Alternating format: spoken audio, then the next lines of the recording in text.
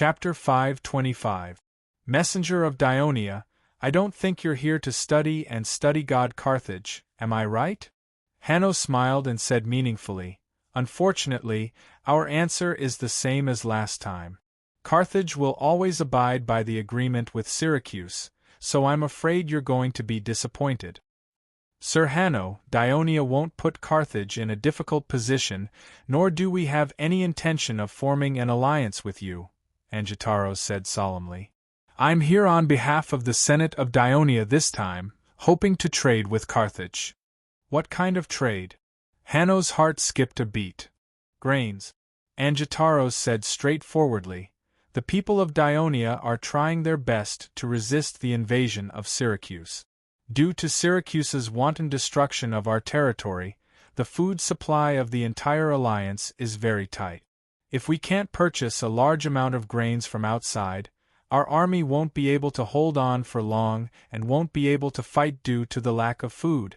By then, Syracuse will be able to easily defeat our soldiers and occupy Dionia, thus achieving their goal of controlling Greece completely. Hanno's right eyelid twitched. He pondered for a moment before saying, If it's just to purchase grains, we can consider it. This year, Africa has plenty of rain and crop. Carthage does have a lot of surplus food, but I heard that the population of Dionysia is not small.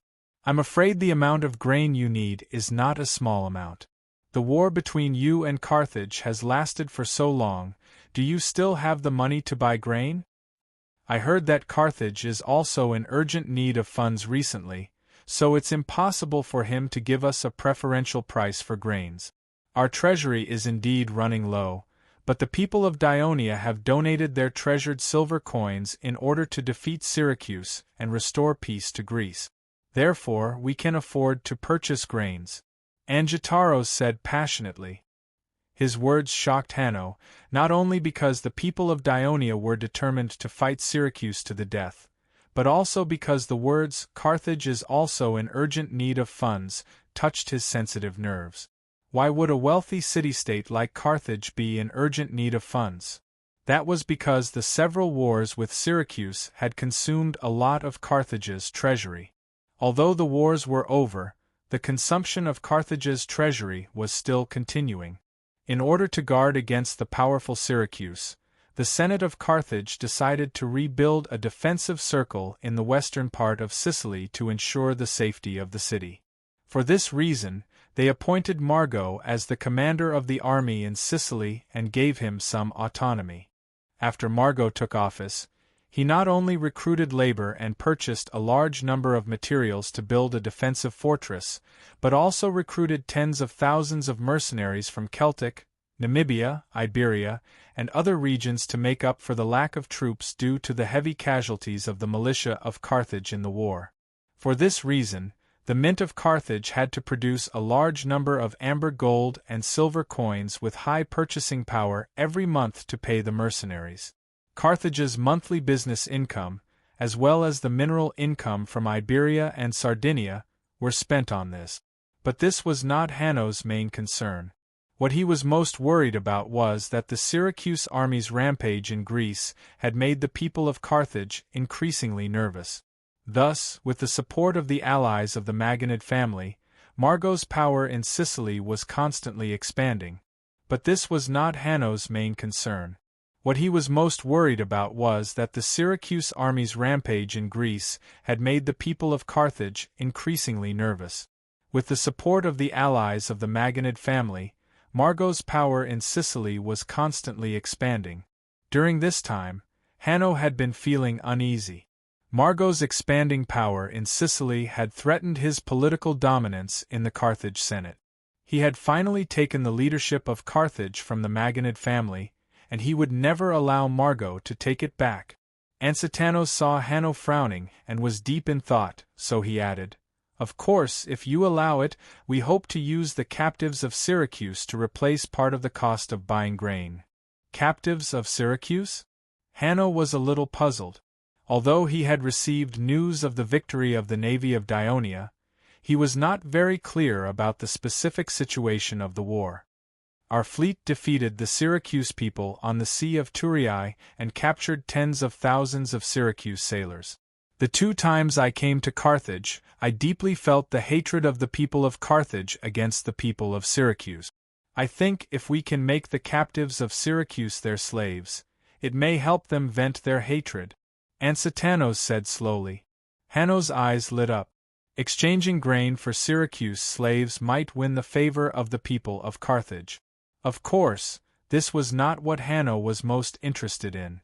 He leaned forward slightly, looked at Ansitanos, and asked in a deep voice, "It's amazing that your fleet can defeat the people of Syracuse. But can your army defeat the powerful army of Syracuse?" The people of Carthage had always thought that their navy was the strongest in the western Mediterranean Sea.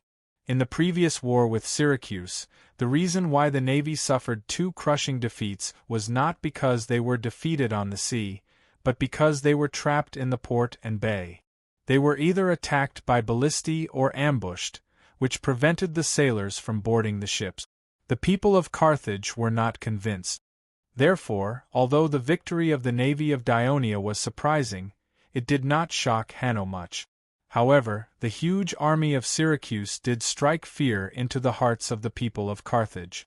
"Lord Hanno, if you understand Dionia, you'll know that our King Devers has never suffered a defeat since the establishment of the alliance of Dionia.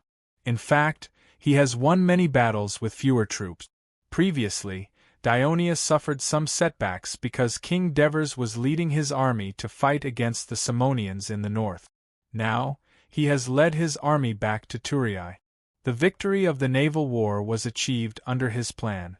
Before I left Thurii, he had led his army to Crotone to defend against the army of Syracuse. Although the number of our soldiers is smaller than the army of Syracuse, all the soldiers and generals are full of confidence in King Devers. They are willing to obey his orders and fight to the death with the people of Syracuse. As long as we have enough food, I believe that we will be able to defeat the army of Syracuse." It was rare for Ansitanos to speak so excitedly. Hanno stroked his beard, his eyes gleaming. Although he had never led an army before, he had discussed the war in Greece with his subordinates who were familiar with military affairs and the senators affiliated to him. If the people of Dionia could really defeat the army of Syracuse, coupled with the defeat of the navy of Syracuse, the soldiers of Syracuse who invaded Greece might not be able to return to Sicily. In that case, would Carthage still need to worry about the greatly weakened Syracuse? Carthage's safety in the north was guaranteed, and there was no need to guard against Syracuse in Sicily. There was also no need to spend money to maintain a large number of mercenaries. Margot's position as the governor of Sicily could also be revoked. Countless thoughts flashed through Hanno's mind. Then, he smiled and said, "Tomorrow morning go to the Senate. I will invite you in and tell the senators about the request of Dionia." Ansitanos was overjoyed.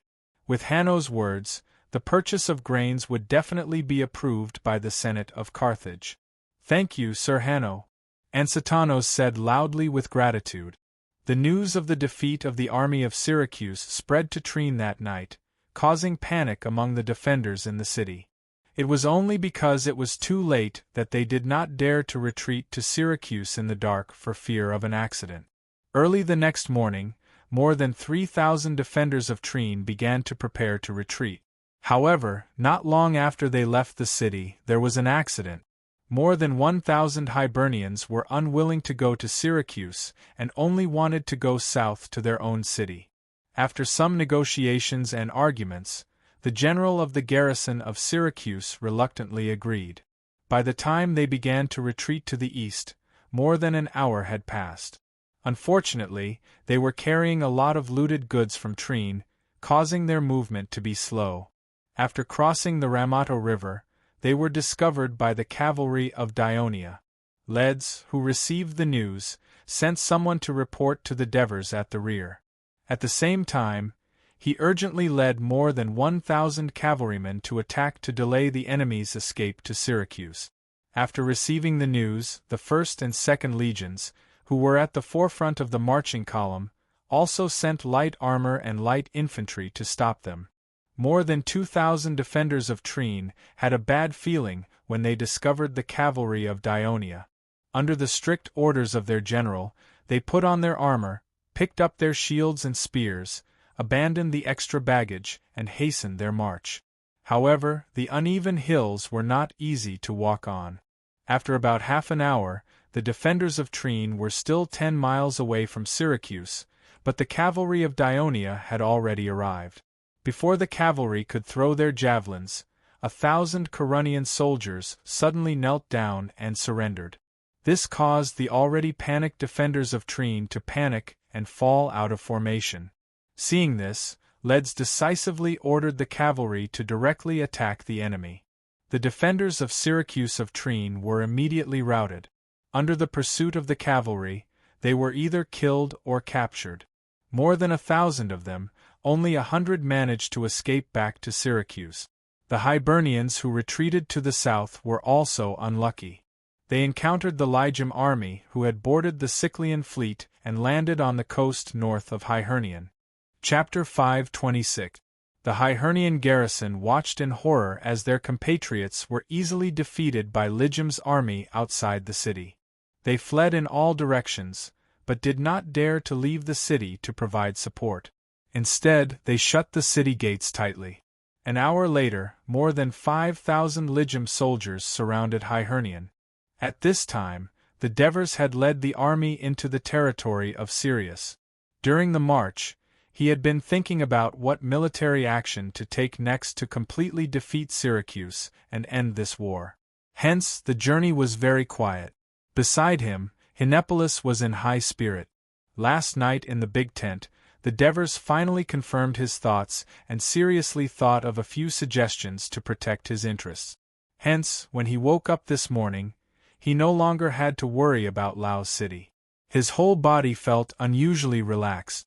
He excitedly chatted with Tormid for a while, and then pulled Marcius for a chat. He wanted to understand the process of yesterday's battle in detail. He was very lively. The army of Dionia arrived outside Sirius city in a grandiose manner without any hindrance. This was expected by the Devers. He led the guards around the city to investigate. The city walls of Sirius city were about 7 meters tall and more than a mile in circumference. It did not have a moat, but there was a moat in front of the city. There were 3 city gates in the west, south, and north. The port was surrounded by the city walls, and it was one with the city. Compared to Turiae and Crotone, it was not a big city, but it was much bigger than towns like Trine and Hibernian. Based on the results of last night's interrogation of the captives, the Devers roughly understood the situation of Syracuse's forces in Sirius city. There were originally 4,000 soldiers in Sirius city, in addition to more than 20,000 civilians and slaves from Syracuse and their allies. They were mainly responsible for the transportation of food and supplies.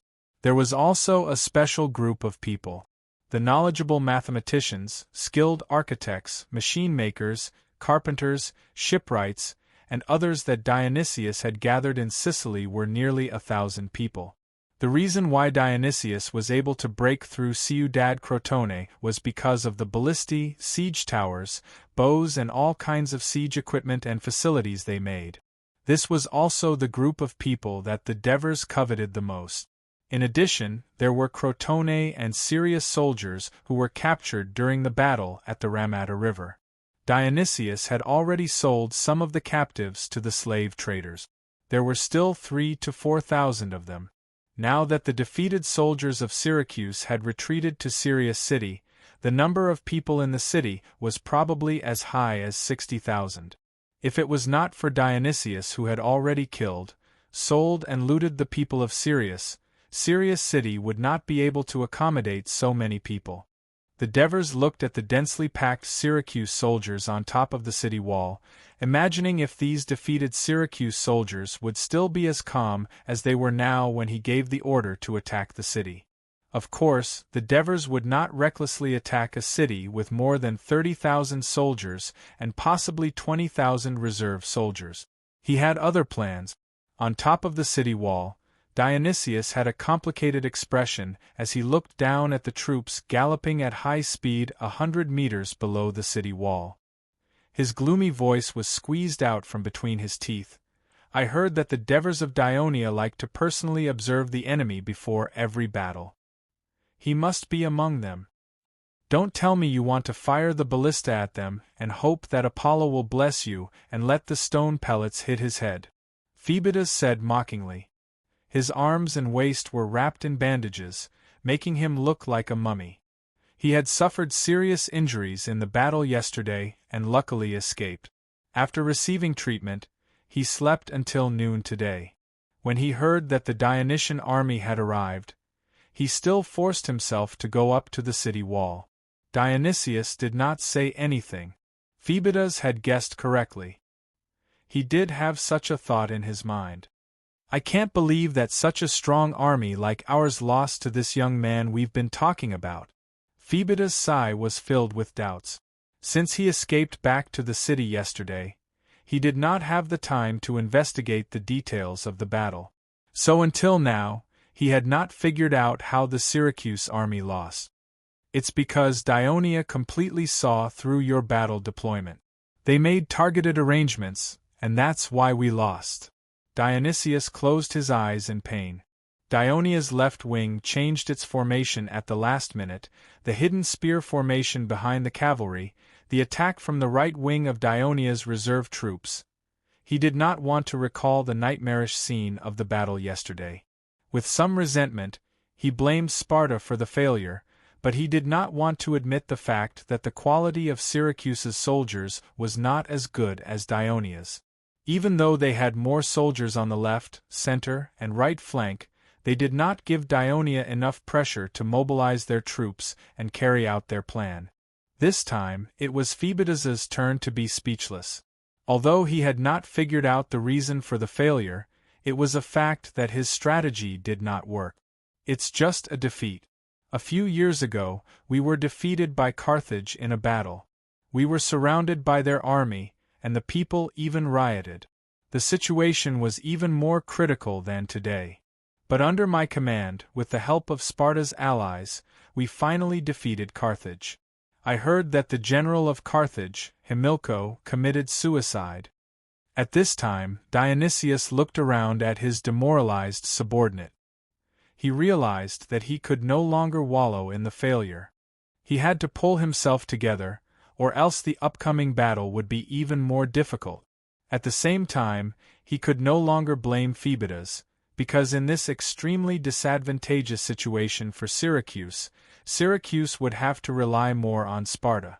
Don't be fooled by the fact that Dionia is proud of their victory today. With the blessing of Apollo, we, the people of Syracuse, will let these free people of Dionia know that the final victory belongs to Syracuse. Lord Dionysius is right. For the past few years, when we faced Carthage, we always won after losing and finally became the master of Sicily. Is Dionia stronger than Carthage? Damocles immediately responded loudly. The people of Dionia are nothing to be afraid of. We need to raise the morale of our soldiers and wait for a chance to counterattack. Phasapeses also said loudly. The generals and ministers were encouraged, and their faces began to brighten up. Even the frustration in Phoebidas' heart had dissipated a lot.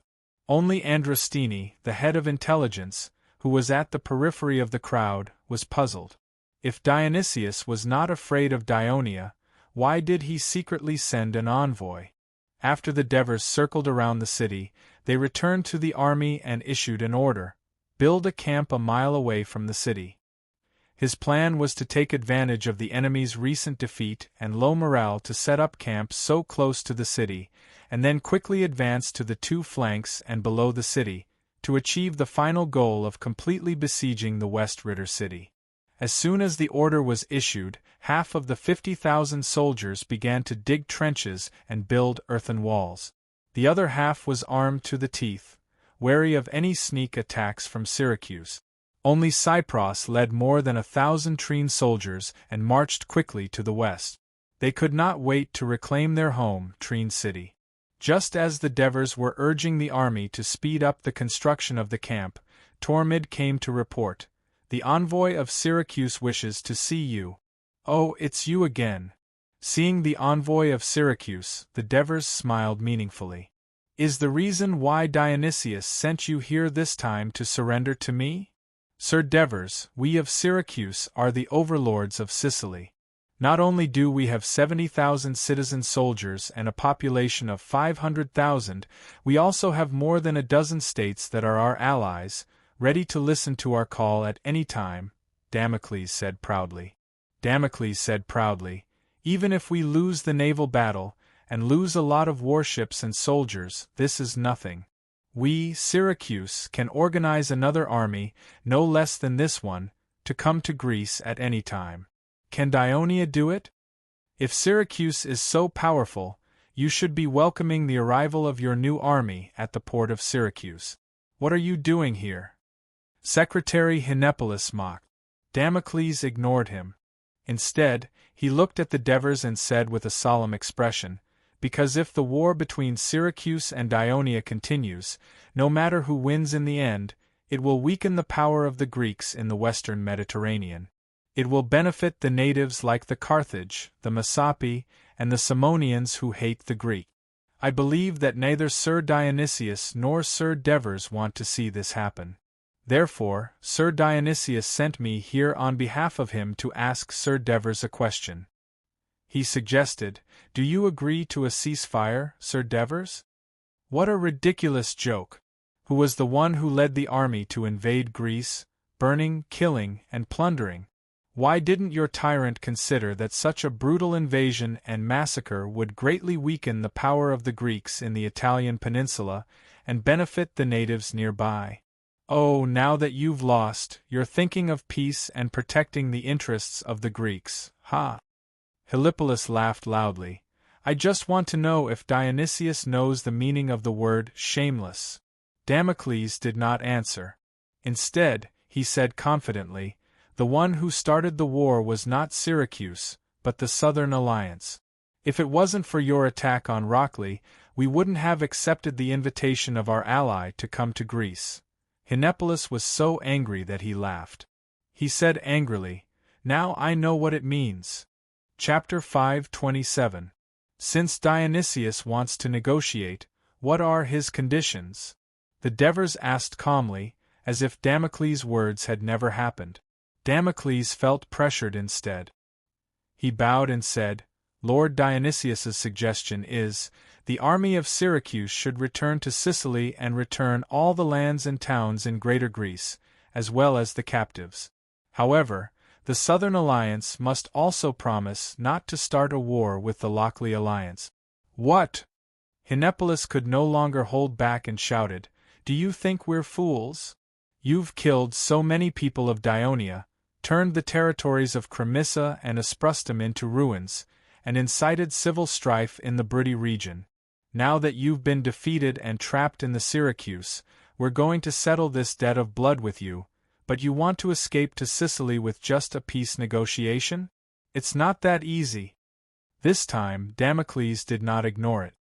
He looked at the Devers and said seriously, The peace negotiation is not decided by us, Syracuse.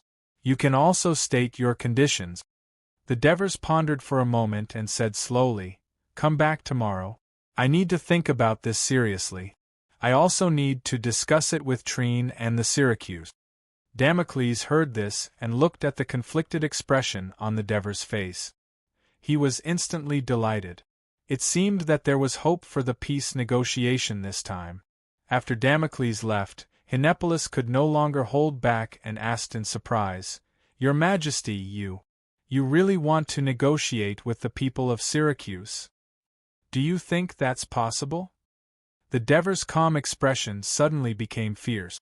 But just now, Hinepolis seemed to have realized something. What the Syracuse emissary said just now reminded me that even if we eliminate the enemies here, Syracuse might still gather another army and continue to fight with us. So, the Devers looked at the lively camp in front of them and said firmly, We can't just focus on Greater Greece. There's a saying that goes, If you don't kill the wolf, you'll be hurt by the wolf instead. We have to find a way to completely destroy this evil wolf of Syracuse. Hinepolis suddenly became excited. Your Majesty, you're preparing to attack Sicily? The Devers nodded. Considering that this young man would be his confidant in the future, he revealed a hint of information. Aristyra's subordinates have long been active in Sicily. With the victory of this battle, we need to add more strength. At this moment, Tormid came to report with a joyful face. Reporting to your Majesty, Syracuse has sent a messenger. His fleet has landed on the coast of Hibernian with 5,000 Lygium soldiers. They have already surrounded Hibernian. The Devers had heard about Syracuse's plan from Helos before, so he wasn't too surprised. He rubbed his chin and pondered for a moment before giving an order. Tormid, call Helos, Antonios, and Hieronymus over. Yes. Tormid turned and left. Herne, I'll dictate. You record it down and write a letter. All right. This was the first time Hinepolis had accepted a mission as a clerk, so he answered excitedly, yes. The tent hadn't been built yet. He looked around and quickly found a wooden plank. He cut out a papyrus and laid on the grass, asking, who should I write the letter to? Lygium's chief general, Lord Attilius. Oh! Hinepolis rolled his eyes. He knew that this was the father-in-law of the Devers. Not long after, a few generals had arrived. The Devers didn't exchange pleasantries with them, and said directly, time is of the essence. Lygium's army has landed on Syracuse's warships and surrounded Hibernian. Medma's garrison is likely to head north to provide support. I request that you lead your troops to Hibernian immediately, repel Locri's reinforcements, and seize Hibernian. I will send you a siege battalion. As the Devers spoke, his gaze swept across the faces of the generals he trusted, and finally landed on Helos. Capturing Laus, rapidly marching to Trine, decisively heading north to cut off the return route of Syracuse's army. The series of military actions that Helos had taken during this period of time amazed the Devers. So, he said slowly, this time, Helos will be the general of the army. All of you must listen to his orders. Leds didn't have any objections when he heard this. The cavalry had always been a subsidiary of the infantry, and rarely had independent military operations. The siege and attack of Silatina had rendered the cavalry useless. He was happy to be able to send them out to fight. Hieronymus frowned and didn't say anything. Back in Persia, he was a general of the mercenary army, while Helos was just a squad leader. He was much more experienced than Helos, but now he had to listen to Helos's orders. It was impossible that he didn't have any thoughts. However, as long as the commander valued Hieronymus and there was a place for him to display his talents, he didn't have much desire to fight for power. Moreover, in the past few years in Greece, Helos's performance was obvious to all. Whether it was military or political affairs, he admired them all. Antonius began to feel uneasy. After all, Helos was his subordinate in the past, but now he had to listen to Helos's orders. He felt very uncomfortable. Moreover, he thought that his ability wasn't inferior to Helos's, and he was leading the strongest legion in Dionia. If those proud soldiers heard about this, they would probably make a scene. Thinking of this, he was about to speak. Helos spoke first. Your Majesty, I think Lord Antonios is more suitable to be the commander of this military operation. Not only is he experienced, but the First Legion under him is also the most reliable force in this operation. If he is the commander, all the brothers who are going to war will be willing to listen to him. Antonios glanced at him, and then turned to look at Devers. Devers smiled. Helos had been honed over the years, and even his words had become more tactful. Devers shook his head lightly. Antonios can't be the commander of the attack on Hibernian. The First Legion he leads has a more important mission. Hearing this, Antonios was puzzled. Was there anything more important than attacking Silentland and Rockley? General Hieronymus, Commander Leds, The two of you will do your best to assist Helos in repelling the Rockly people, and take down Hyhernian as soon as possible. Devers clenched his fist and waved it forcefully. Then we'll press on to Medma. If there's a chance, take it down, and make sure that the Rockly people have no place on the west coast of Greece. Hieronymus and Leds immediately expressed that they were willing to listen to Helos's command. What I just said was just my suggestion. The specific actions will depend on you to be flexible according to the situation on the battlefield. You don't have to ask for my permission. I believe that the results you will obtain will exceed my expectations. Devers encouraged the three of them, and then said to Helos, "This trip to Hyhernian involves the cooperation with the Lygium army. You have to handle your relationship with them well." "I will, Your Majesty." Helos nodded solemnly. "But you don't have to worry too much. The commander of the Lygium army is called Phaedon. I heard that he's a brave and good fighter, and he's easy to get along with. He knows the big picture," Devers comforted him. Then, he looked at Antonios and said solemnly, "After the First Legion arrives in Hyhernian and assists Helos in repelling the Rockly reinforcements, if it's easy to take down Hyhernian, the First Legion will participate in the siege. If the siege takes a long time, the First Legion shouldn't stay in Hyhernian for long. The Seclian fleet will be docked at the coast of Hyhernian. The soldiers of the First Legion will board the ships and head to Lygium." "The First Legion is going to Lygium?" Antonios was a little surprised. "Yes, to Lygium." Devers took a letter from Hinepolis, passed it to Antonios, and instructed him seriously, "Pass this letter to Lord Autolycres of Lygium. If he provides you with military rations and other assistance according to the letter, then the First Legion's final destination will be Sicily. If he refuses, then the First Legion will have to return to Hyhernian." Sicily. When the word came out of Divers' mouth, all the generals present were shocked. "What? Are you afraid?" Devers looked at Antonios mockingly.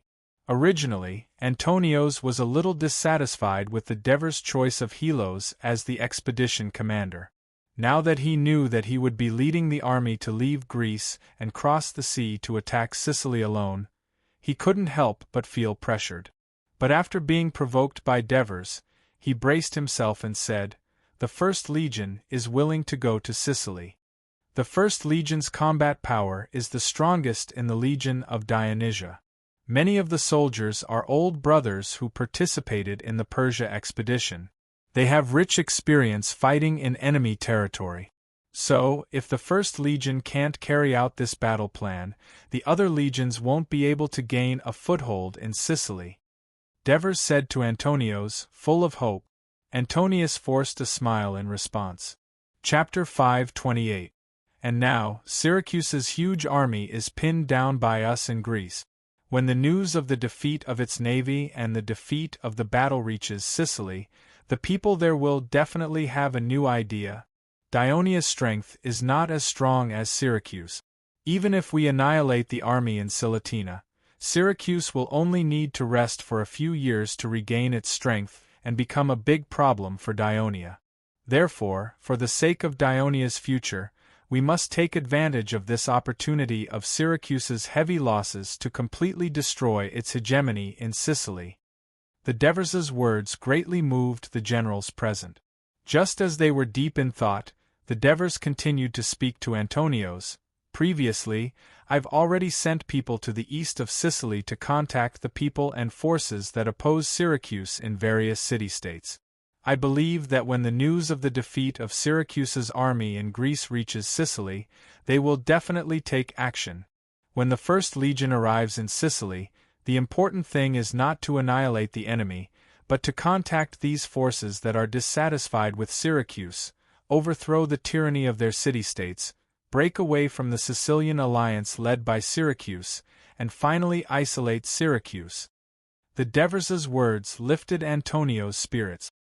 He now somewhat understood one of the reasons why the Devers sent him to be the commander of the expedition to Sicily was because he was the best at socializing among the several commanders. At this time, Hinepolis also spread out the map of Sicily on the grass, and everyone gathered around. The Devers asked, "Commander Antonios, where do you think the First Legion should land in Sicily?" This was a test for Antonios. Not only him, but the others also looked at the map and fell into deep thought. They were not like the Devers, who considered things in a more comprehensive and long-term way. They were very familiar with Greece, but they were unfamiliar with Sicily. Antonius squatted on the ground and stared at the map, which was still unfamiliar to him. He tried to memorize every city, every river, and every mountain marked on it. His eyes moved from Syracuse, Taunus, Leontini, Catanae, Naxos, all the way to the north, and finally stopped at the corner of Lygum, which was only a strait away from it. At dusk, Carunia city suddenly became lively, because more than 2,000 citizen soldiers who had been forced to follow Syracuse's army had returned. The people hugged their loved ones and asked about their well-being.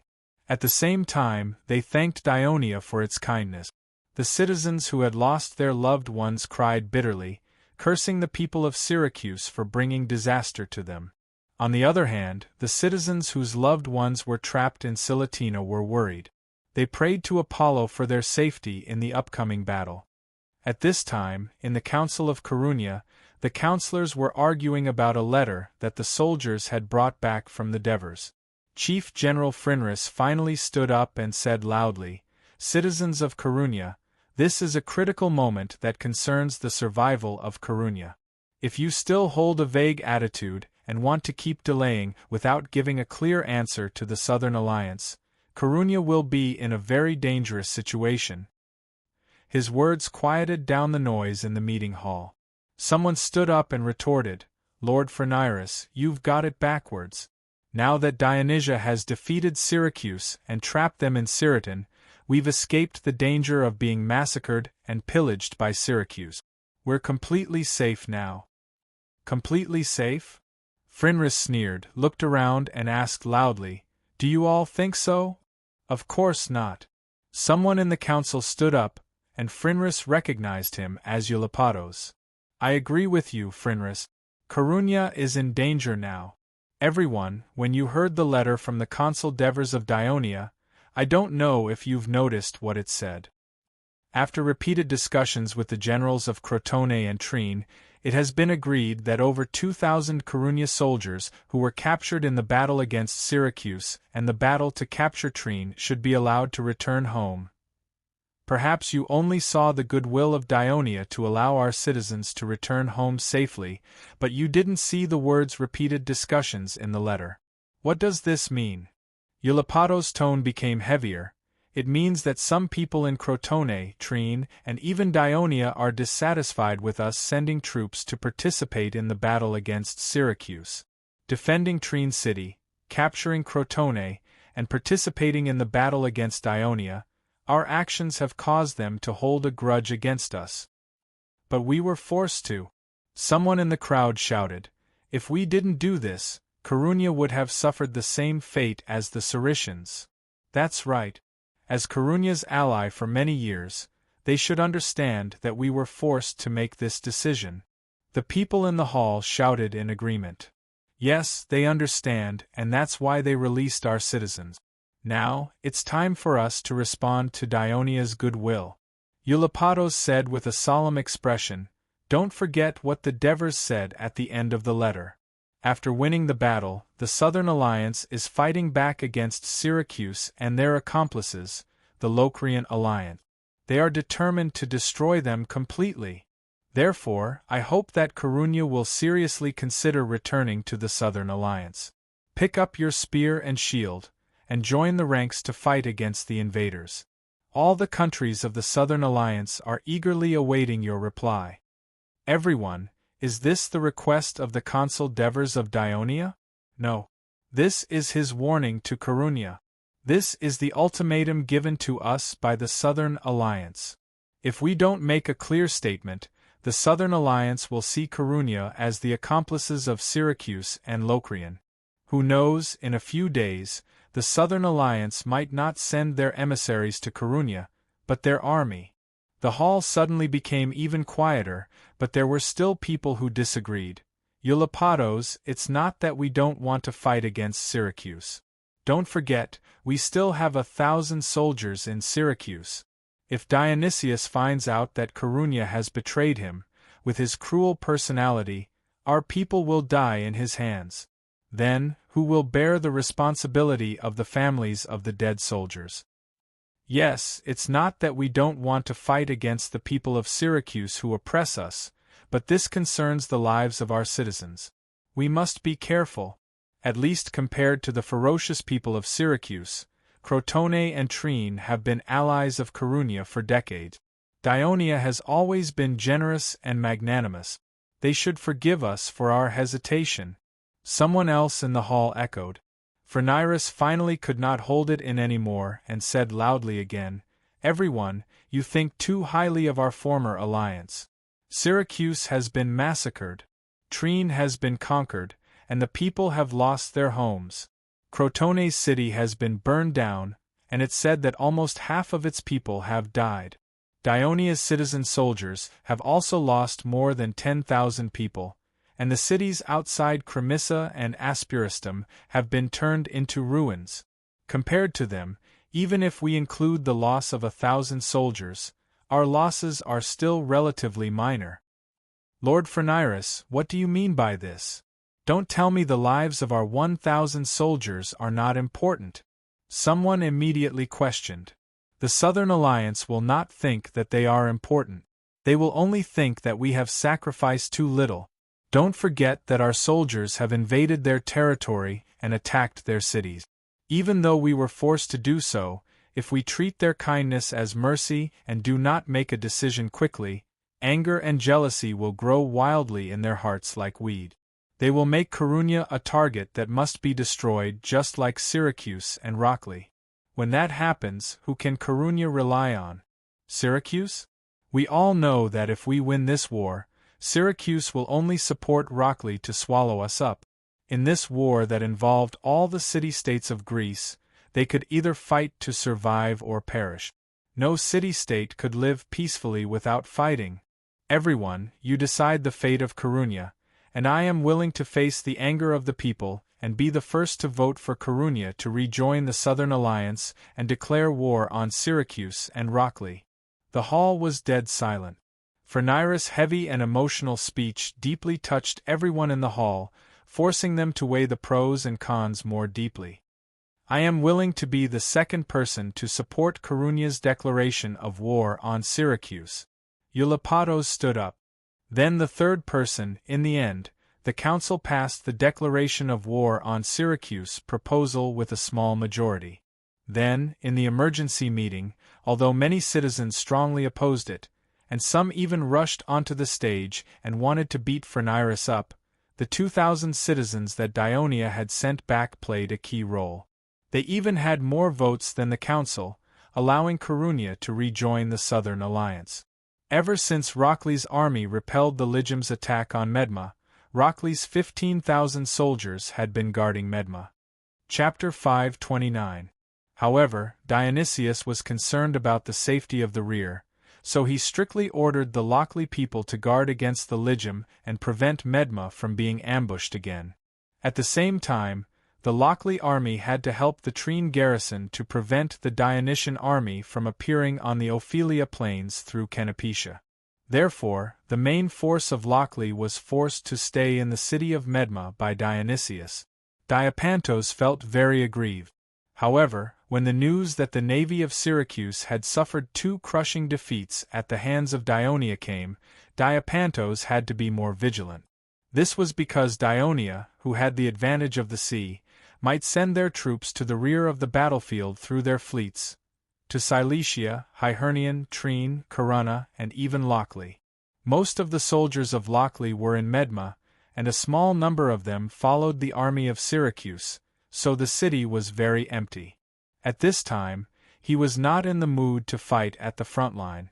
Other than hoping that Syracuse's powerful army could defeat the Dionia and prevent them from attacking the rear, he also paid close attention to the situation of the enemy around him. Soon, the Syracuse fleet entered Taurina. Diapantos, who heard the news, became even more nervous. However, because Medma's port was blocked by Dionia's warships, he could only send scouts to investigate the enemy's movements across the Maro River. This morning, Diapantos received a report from the scouts. There seemed to be some movement at Torina port. He had a bad feeling in his heart. Sure enough, a few hours later, a messenger from Hyhernian galloped from the north, telling him anxiously, Lygium's army was preparing to attack Hyhernian, and he hoped that the Lochley army could immediately rush over to help. Diapantos was already prepared for this. The whereabouts of the Lygium and Dionysian fleet had been exposed, but he was actually relieved. He immediately left 5,000 soldiers to defend Medma, while he quickly led 10,000 soldiers north. By noon, his army had entered Hyhernian territory. Phaeduin knew that Rockley's army was coming, but he didn't panic. As it turned out, after he landed on the coast of Hyhernian, he sent his cavalry to inform the Dionysian army that had already landed on the Ophelia plain yesterday afternoon. He did not expect to run into the Trine army that was preparing to garrison the Trine empty city. Only then did he know that the Dionia army had defeated the Syracuse army in the battle and had already reached the city of Cyrene. Lygium's scouts immediately rushed to the Sirius and contacted the Dionysian army. Only then did divers send Xylos, Antonios, Hieronymus, and Leds to reinforce them. When Phaeduin received the good news brought back by the scout, he was both surprised and overjoyed. Therefore, when the reinforcements were about to arrive, he didn't panic at all. Instead, he was secretly delighted. He sent the scout to inform the Dionia army that was on the way, and set up a battle formation outside Hyhernian. An hour later, the Rockley army arrived outside Hyhernian. Diapantos saw that the Lygium army was ready for battle, and he was naturally unafraid since he had the advantage in numbers. After setting up the battle formation, he immediately launched an attack. Phaeduin had originally considered using the tactic of luring the enemy, but it was difficult for the Lygium army, who had only undergone a few rounds of military training in a year, to play such a difficult tactic well. Phaeduin, who was serious and dared to put his life on the line, simply chose to fight head-on. He placed himself at the forefront of the battle formation. The Lygium army, who only had half the number of soldiers, was naturally no match for the enemy. After fighting for a while, they were finally defeated due to the enemy's fierce attacks on their flank. The soldiers threw away their armor and fled north. Diapantos had no intention of letting these defeated Lygium soldiers go just like that. In fact, during this period of time, he had been troubled by the Lygium army led by Phaeduin. Under Phaeduin's leadership, the Lygium militia, who had always been rather delicate, were rather resilient. Even after the ambush by the Rockley army during the siege of Medmar, and after retreating back to Torina, the Lygium still crossed the river to harass them from time to time. This was a rare opportunity. The Lygium were trapped in the land between Hyhernian and the Ramata River, with nowhere to run. Diapantos could annihilate this big trouble in one fell swoop, obtain a glorious battle record, and win himself fame. Therefore, he led his soldiers in hot pursuit, not giving the Lygium any time to recover. He wanted to prevent them from escaping to the warships by the sea and escaping Hyhernian. Diapantos' idea was good, but unfortunately, the information he and Phaeduin knew wasn't equivalent. After the general of the garrison at Syracuse in Trine learned of their crushing defeat last night, he didn't send anyone to inform Hyhernian that night. He wanted to do so the next day, but his troops split up, so he didn't send any messengers at all. He believed that the troops returning to Hyhernian would inform their mother country of the news. Unexpectedly, not long after the returning troops crossed the Ramata River, they encountered Lygium's landing troops to the north of Hyhernian and were quickly routed. Phaeduin sent a small portion of his soldiers to chase after the routed troops, while the rest quickly headed south and surrounded Hyhernian. Before that, the Hibernians who learned of the Lygium's landing had already sent a messenger to Medma asking for help. Therefore, Diapantos didn't know of the important news of Dionia defeating the Syracuse army. Or even if he knew, he would have stepped up his attack, hoping to get rid of the troublesome Lygium before Dionia moved south. Based on his previous battlefield experience, he would never believe that Dionia could reach Hiernion in such a short time after the battle ended last night. But that was how the miracle happened. After receiving the Devor's orders, Dionia's reinforcements quickly assembled and set off. Halfway through their journey, they received an urgent messenger from Phaeduan. Helos, Antonios, Hieronymus, and Leds had a brief discussion and came up with a battle plan. They first sent scouts to Trine to inform Cypros, and at the same time urged the troops to speed up their march. The Dionia soldiers who had been marching since morning were a little tired, but with the veterans of the First Legion leading by example, taking the lead in carrying out military orders seriously, and hearing that there was a victory waiting for them once they reached Hiernion, the 10,000 Briti recruits immediately took big strides. By the time Dionia's reinforcements crossed the Korda River, a tributary of the Ramata River, and entered Hiernion territory from the east, the Locri had already chased the Lygium into a narrow area between the coast and the Ramata River.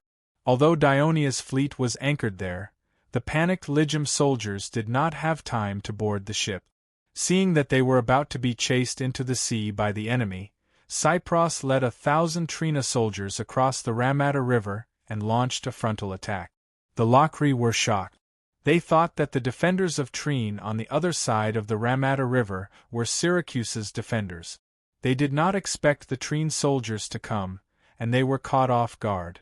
Although their numbers were far less than the Locri's reinforcements, the Locri had already scattered after a long period of pursuit. The soldiers could not find the general, and the general could not manage the soldiers. Not only did they lose their formation, but they also lost their organization. The Trina's attack easily pierced through their front.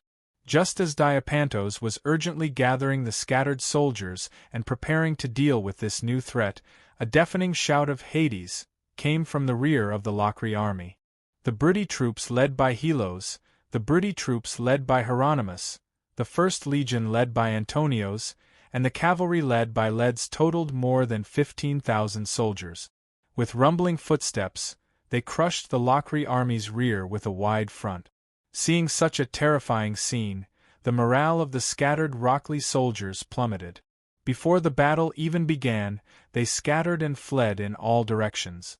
The only task left for Xylos was to pursue them. And for the Dionysian army, they were the most experienced in chasing down routed soldiers. To the north was the Ramata River, to the west was the sea, to the northeast was the Trine people, and to the southeast was the Dionia army. The sailors of the Seclian fleet also disembarked and joined the pursuit from the southwest. With more than 1,000 cavalrymen, the Locri army was almost surrounded. In the end, more than 9,000 people were captured, and less than 1,000 managed to escape Dionia's pursuit. Diapantos was not one of them. Although he had already thrown away his helmet, the dazzling breastplate he had specially made to show that he was different from ordinary citizens had become the target of attention and pursuit of the Dionia cavalry. Thus, he could not escape the cavalry's pursuit. When Helos, Antonios, and the rest saw Phaedon, he was focused on cleaning the wounded soldiers of Lygium. Helos and Antonios looked at each other. Antonius took a step forward and called out respectfully, "General Phaedon." Only then did Phaedon look up from his busy work. When he saw the few soldiers wearing purple and red crowns in front of him, he hurriedly wiped his blood-stained hands on Lygium's breastplate and told the soldiers beside him to continue with the treatment. Then, he quickly stood up and praised loudly, "Generals of Dionia, you have come at the right time. In this battle, you have completely defeated the main force of the Locri army." "No, General Phaedon, you are wrong." Antonio's words stunned Phaedon. Then, he continued, "This is a victory that Dionia, Lygium, and Trine have won together. This is a glorious victory that belongs to the Southern Alliance." Chapter 530. Antonios looked at the wounded soldiers behind him and said with concern, "Our medical camp will be here soon. Please allow them to treat the wounded soldiers of your army." "That's great. I've heard that Dionia's medical skills are the best in Greece." Phaedon smiled even more happily. Both parties greeted each other and introduced themselves. The atmosphere was very harmonious. At this moment, the Navy commander, Sequirion, also arrived. Before the war, when the Navy of Dionia was first established, Sequirion did not command the Navy and achieved any decent results. Even if he was valued by the Devers, the commanders would not really pay attention to him. The 2 naval victories, as well as the attack against Hyhernion this time, were all thanks to him. Hence, the army showed him respect and spoke to him as an equal. In the meantime, they talked about the soul-stirring battle from yesterday, causing Phaedon and Sequirion to yearn for it. They wished they could have been there. General Sequirion. At this moment, Antonios took out a papyrus scroll and said seriously, "This is an order from His Majesty." Sequirion immediately opened the scroll and looked surprised. "His Majesty wants me to listen to your command and transport the First Legion to Sicily?" Antonios nodded solemnly. Phaedon heard this and immediately asked, "You want to attack Sicily?" Antonios nodded again and said, "We know nothing about Sicily. We still need your help, General Phaedon." This was why he took out the order on this occasion. Phaedon did not decline. Instead, he said enthusiastically, "Lord Devers has made the right decision. We, the Legion, are very close to Sicily, so we know very well how powerful Dionysius is in Sicily. It's not enough to just destroy his army that invaded Greece. Only by weakening his power in Sicily can we eliminate his threat to Greece. I have a deeper understanding of the Greek city-states in the east of Sicily. I'm very willing to share this information with you." Antonios immediately expressed his gratitude, and he began to discuss this matter with Phaedon and Sequirion. Helos and Hieronymus did not stay idle either. Because it was getting late, they regrouped their troops and escorted the captive. Cypros invited them to return to Trine to rest first, and they would attack Hyhernion the next morning. At this moment, they knew very well in their hearts that Locri had suffered such a heavy blow, and Hyhernion, who had no military strength, was no longer able to resist Dionia's attack. Therefore, while Helos sent messengers to report the situation to the Devers, he also asked for instructions on how to deal with Hyhernion. Dionysius, who was in West Ritter City, heaved a sigh of relief after receiving Damocles' report. In his previous research on Devers, he found that Devers did not like to be ruthless and would often leave some leeway for their opponent. In the past, he often despised this kind of soft-heartedness, but now he hoped that Devers would do the same. The Devers are still too young. Dionysius could not help but mock after getting a satisfactory result, as though the thrill of his words could temporarily offset the fear he had for the young man. The new king of Dionia was actually able to turn the situation around when he was surrounded by enemies on all sides. What terrifying military leadership ability! As long as he was willing to negotiate, Dionysius even began to imagine the harsh conditions that Dionia would put forward during the peace talks tomorrow. He had already considered it, and as long as the conditions that Dionia put forward were not too difficult, he would accept them. As long as he could bring the tens of thousands of soldiers back to Sicily and release the captives, just like how Dionia treated Crotone, Syracuse would not suffer too much damage. His position as the Overlord would not be threatened, and his hegemony in Sicily could still be maintained. As for the peace treaty with Dionia, when Syracuse's power was restored, it would be nothing more than a piece of scrap paper.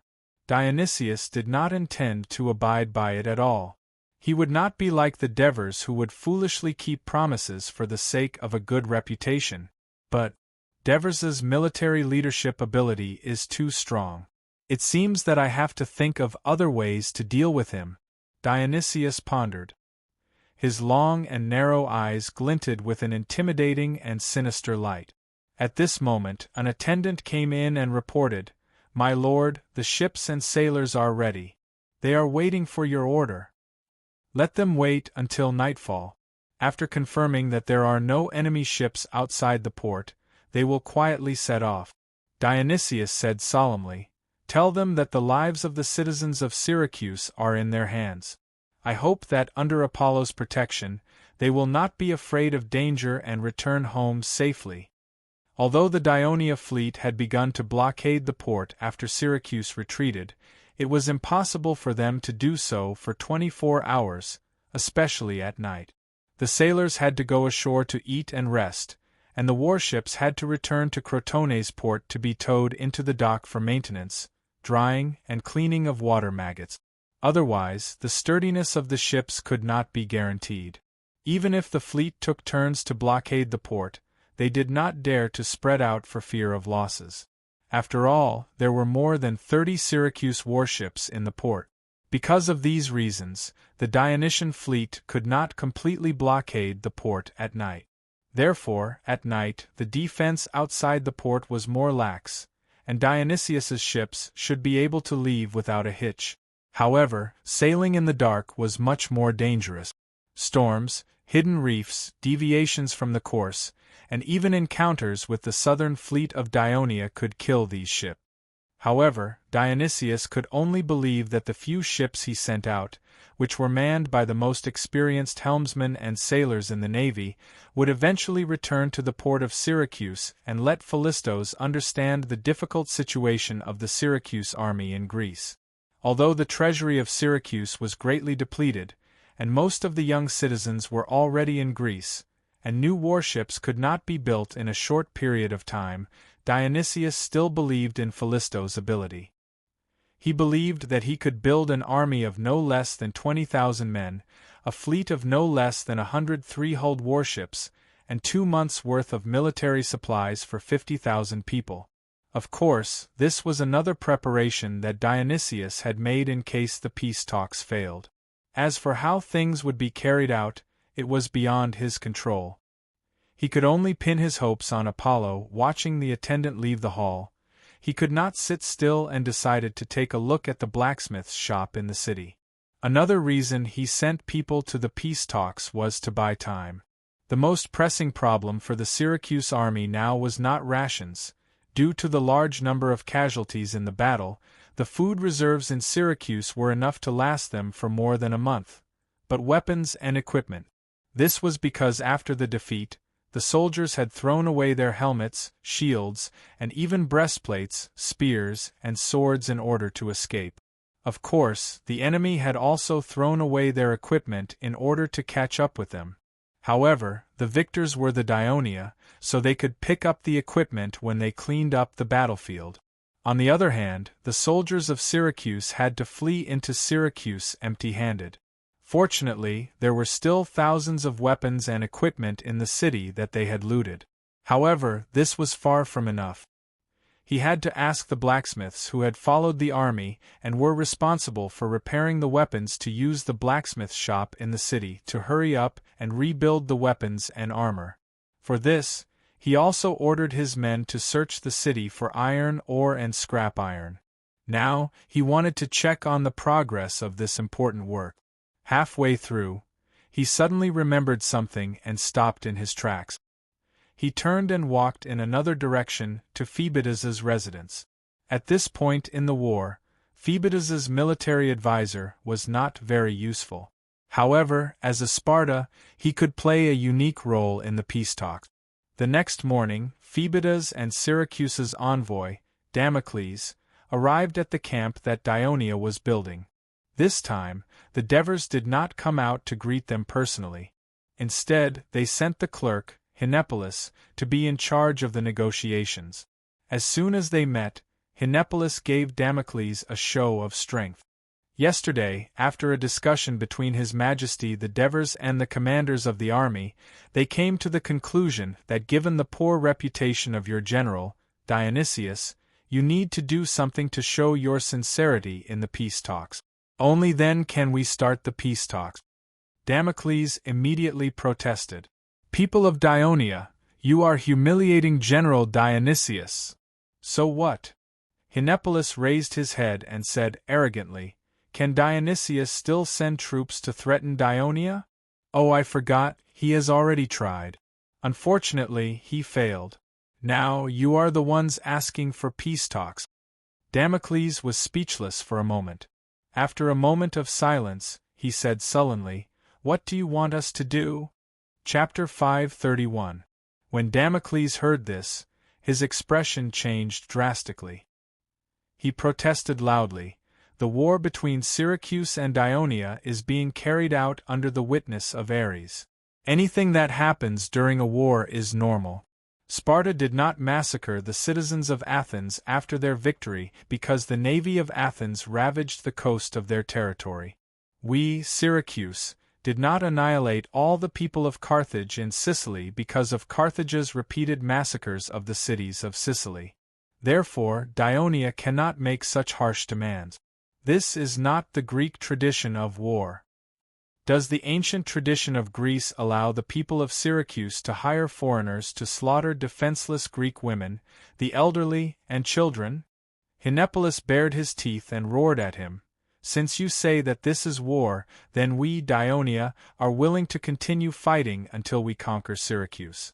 Then, we will chop off the heads of these foreigners whose hands are stained with the blood of the people of Dionia.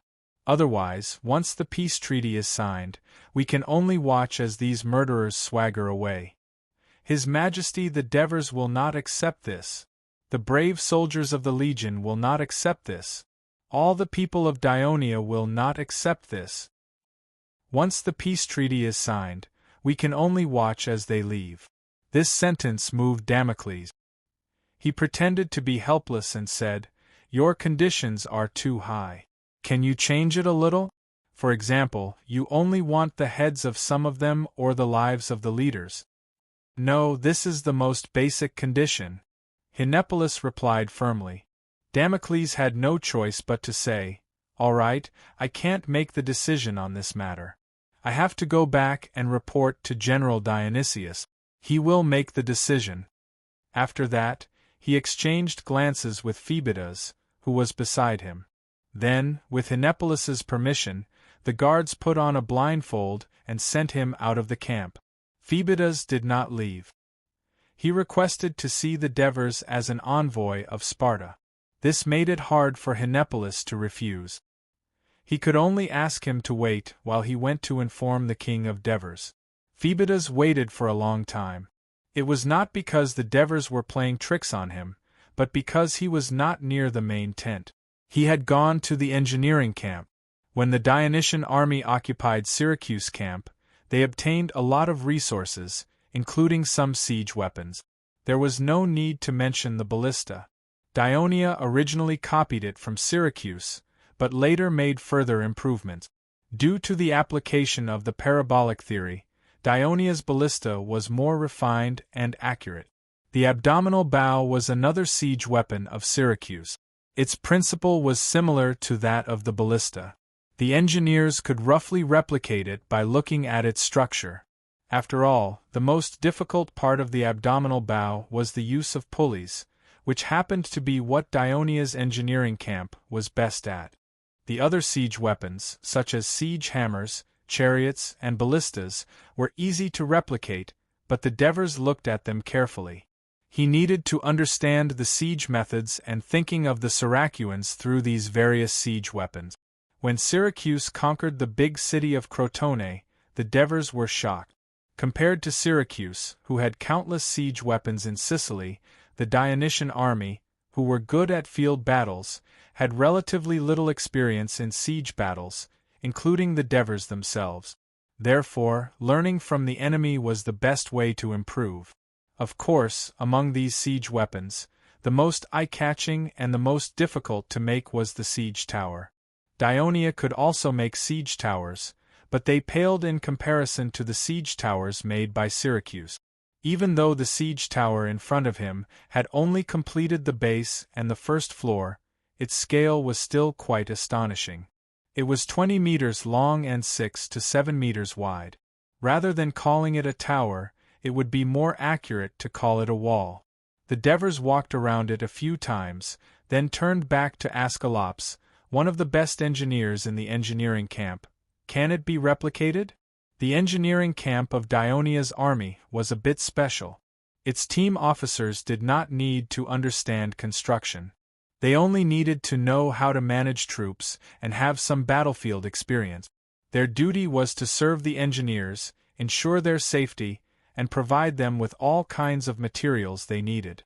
When the army issued construction orders, they were also responsible for coordinating with other units and recruiting soldiers to serve as labor. Therefore, the team officers of the engineering camp were mostly veterans who were injured on the battlefield and had some disabilities. The real treasure of the engineering camp were the engineers. When the Devers first established the engineering camp, the system was still a little rough. Now, it had become a fixed assessment system for engineers. Not only did the engineers have to be literate and have strong hands-on skills, but they also had to have a deep knowledge of mathematical theories. Only then could they pass the assessment and become an engineer of the army. Other than farming their own land, these engineers were also highly sought after by the citizens of the Alliance. They built houses, workshops, made furniture, and so on. Their pay was not low. When there was a large-scale public project in the city, they would be invited to participate. Although the pay was not as high, their names would be engraved on the stone monument when the project was completed. This was a great honor for them. Other than the engineers, there were also skilled craftsmen, carpenters, and blacksmiths in the engineering camp. They were the assistants of the engineers and helped them make all kinds of equipment needed for war. In addition, there were also some slaves in the camp, mainly for the engineers. As the army's requirements for engineers became higher and higher, and the assessment for engineers became more formal, more than half of the engineers of the various armies came from the laboratories of the Dionia Academy. However, Araps was different. He was originally a mercenary in the Persia expedition. Because he knew some carpentry, he was transferred to the engineering camp after the Devers established it. However, he studied hard and finally became a skilled carpenter. He also took the initiative to join the adult class of the Dionia Academy. Through his hard work, he quickly got rid of the illiteracy hat. Then, because of the agreement between the Devers and Mentatics, there was a period of time when the craftsmen of the army entered the laboratory of the Academy of Mathematics and became the garrison of scholars. Araps took the opportunity to learn advanced mathematical knowledge and finally gained the recognition of Martocores. He became his disciple and passed the assessment to become an engineer. Therefore, Araps was a typical self-taught person. He was respected by the craftsmen of Dionia and encouraged them to learn from him. "Your Majesty, it is possible to duplicate it, but it will take some time," Araps said seriously. He squatted down and struggled to pick up a large wooden wheel. The most difficult part of making this siege tower is the wooden wheels and the axles. Such a large and heavy construction tower must be supported by these wooden wheels and axles. The requirements for them are very high. How big are the diameter of the axles? How thick and how wide are the wooden wheels? How many sets of axles and wooden wheels are needed to ensure that the siege tower can be smoothly moved? These questions need to be tested repeatedly before we can be sure. Also, Your Majesty, the size and width of so many wooden wheels are basically the same. Without a large number of skilled carpenters, it is very difficult to achieve this. Otherwise, if there is a slight difference in the size of these wooden wheels, the siege tower may tilt and collapse due to the imbalance. With the current abilities of our engineering battalion, it will be difficult to achieve this," Araps said with slight regret. He stood up and looked at the siege tower in front of him in a daze. He spread his arms and gestured with his hands. "Your Majesty, look. The walls on both sides of the siege tower are not vertical. Instead, they are tilted inward. Although I can't see the whole picture, I am sure that it is in the shape of a trapezoid. This way, it can increase the stability of the base. But what is the most suitable angle for the walls to tilt? How high must the horizontal plates be built to ensure that the forces on the walls are evenly distributed and stable? The Devers did not care too much about the technical details that Arops was talking about. He understood the meaning behind Arops's words. In short, you will need to repeatedly calculate and experiment in order to make a siege tower that can operate normally. Yes, Your Majesty. We need time. Arops answered truthfully. He looked at the people behind him and said, "For such a large siege tower, we do not have enough manpower. Furthermore, this is the first time we are building it, although there were no less than 500 people in the siege battalion, which was not a small number." The Devers understood the hidden meaning behind Arops's words. There were not enough outstanding engineers and craftsmen. Thinking about how the people of Syracuse had built 3 large siege towers in a few days, the Devers were envious of the thousands of engineers in Syracuse City. That was the wealth that the Devers truly desired. I will give you time to study and try to build this siege tower. But do not be too impatient. You must thoroughly study the technology and finally master it. The Devers encouraged them.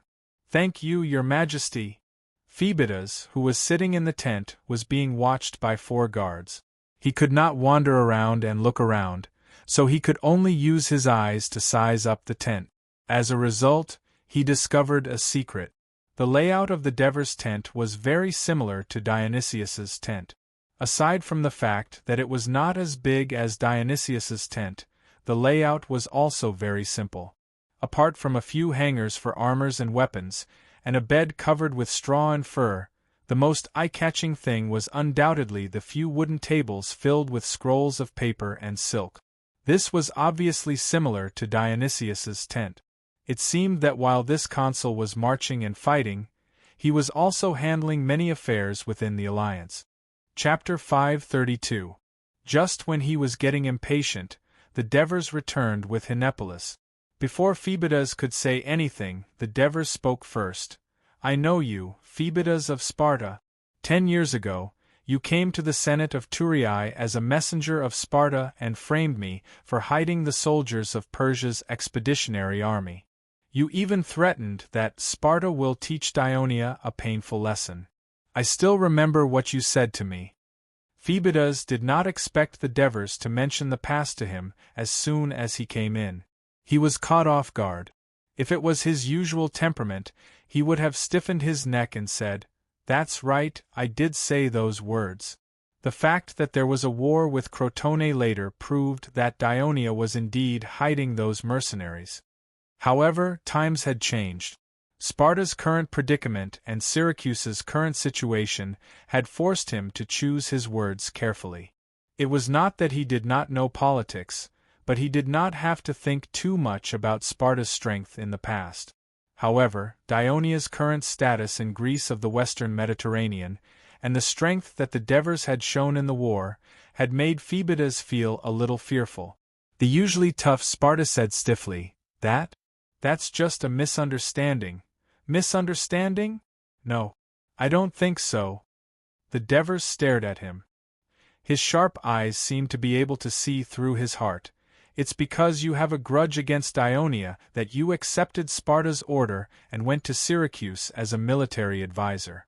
You followed Dionysius to invade Greece and commanded the right wing of Syracuse to defeat Crotone during the Battle of Ramatho River. Then, you commanded the right wing again during the Battle of Crotone and attempted to defeat Dionia's army. Phoebidas of Sparta, your hands are stained with the blood of Greece. Phoebidas was shocked. He didn't expect the Devers to know everything about his actions in Greece.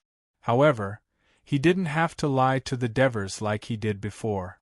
I think you must have misunderstood. Dionysius is afraid of Dionia's army and hopes that Sparta can send officers to help him. As an ally, Sparta can't refuse. I've been to Sicily several times and I'm familiar with Dionysius. That's why the Elder Council sent me to help Dionysius. I'm just doing my duty. Your duty? To help Syracuse and slaughter Greece? Is this how Sparta treats Greece? The Devers sneered. There was a hint of anger on his face, If that's the case, don't blame our spears and shields for being blind. It's every Sparta's honor to be able to die on the battlefield. Phoebidas wasn't afraid of the Devers' threat. However, now that the Dionia had turned the tide of the war, he had to take into account Dionia's perception of Sparta. Therefore, he defended Sparta. Master Devers, you should know that when Sparta signed the alliance with Syracuse, they didn't expect Syracuse to declare war on Greece one day. Due to the existence of the alliance, Sparta had no choice but to provide assistance. However, Sparta sincerely hopes for peace between Sicily and Greece. Therefore, this time, I'm here on behalf of Sparta, hoping that you can seriously consider Dionysius's proposal and end this war that has cost countless lives. I'm touched that the Sparta, who live by killing, cares so much about the lives of Greece, said the Devers mockingly. He could hear the hidden threat in the Sparta's words. He said firmly, a few days ago, Sparta sent an emissary, Chelisops, to Thurii in an attempt to force Dionia to surrender to Syracuse. I've made it clear that Dionia will never negotiate under the threat of the enemy. As long as there's an enemy on our land, we, Dionia, will fight him to the death. At that time, the Battle of Crotone hadn't happened yet. Today we, Dionia, have gained the upper hand in this war. I can also tell you that we can negotiate, but Syracuse must be punished for their crimes in invading Greece. It's impossible for Dionysius to escape back to Sicily without paying any price. Phoebidas looked into the Devers' bright eyes. He could feel the uncompromising will, but he did not feel much frustration in his heart. This was just a confirmation of his thoughts before he set off. His main purpose of coming to the Dionia camp this time was not to urge the two sides to negotiate. I think Dionysius is prepared for this. Phoebidas replied faintly and then changed the topic. Master Devers, what do you think of the war that's happening in Corinth now? The Devers was stunned, but he immediately understood the intention of the Sparta. You mean the war between Sparta and Corinth, Thebes, Argos, Athens? The Devers sneered disapprovingly. It's a meaningless war that has nothing to do with Dionia. I don't need to understand it. Dionia and Athens have signed a friendly agreement, and you often trade with Corinth. Phoebidas looked at the Devers and pointed it out bluntly. A friendly agreement is not a military alliance agreement. As long as any city-state is willing to trade with Dionia, we are willing to sign such an agreement with them. Even Sparta is no exception. The Devers said with a relaxed look, there is no fertile land in Greece, no rich minerals. What is there for the Dionia to leave their warm homeland and participate in a war that doesn't belong to us? The roots of Dionia are in Greece. There are still many problems in our alliance that require a lot of time and energy to solve. As long as you don't provoke us, we don't have the mood to participate in the messy war of the Greeks. Phoebidas looked at the Devers' face rudely. He felt that the Devers were speaking from the bottom of their hearts, so he said, So, Dionia is also willing to sign a friendly agreement with Sparta? Sparta is now the enemy of Dionia and the ally of Syracuse. The Devers said coldly. Phoebidas did not say anything else. Watching the guards escorting Phoebidas out of the tent, Hinepolis could not help but say, Your Majesty, does this Sparta want Sparta to form an alliance with us?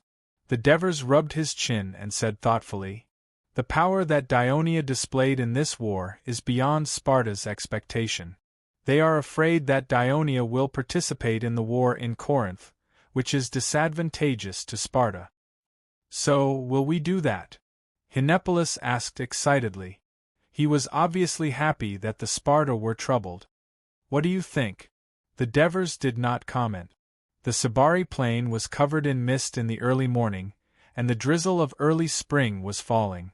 The victory of the Battle of Taranto had given the people of Dionia hope of winning the war. The Devers personally led the army into battle had also boosted their confidence, bringing life to the fertile land. The port that had been sealed for a few months was reopened. Foreign merchant ships arrived one after another, and the workers at the port finally had something to do. The first cargo ships that entered the port were mostly loaded with grains and other food. The smart merchants certainly knew what the people of Dionia needed the most at this time. The old fishermen of Turii, the younger ones were already serving as sailors in the fleet, sailed their boats early to catch fish to satisfy the people's urgent needs, and at the same time, earn a huge profit for their own families. Under the urging of the village chief and agricultural officials, the people in the villages began to plant crops that were about to ripen quickly to avoid missing out on this year's harvest. Although the young citizens and freedmen were almost all mobilized due to the war, resulting in a shortage of labor, a large number of captives filled the gap. Whether it was the swamp plains of Cremissa, the Sabari plain of Turii, or the mountains of Amendola, there were often naked, half-starved captives plowing the land under the threat of the supervisor's whips, shields, and spears. Even in such terrible weather, where the cold rain made the captives shiver and might even make them sick, the people of Dionia did not pity them or let them rest. Since they had invaded Dionia, they had to pay a heavy price. This was the common view of many people in Dionia. The road leading to the Turii port was filled with pedestrians. Not only were there Turii and Amendolans, but there were also people from Abyssinia and Castellan.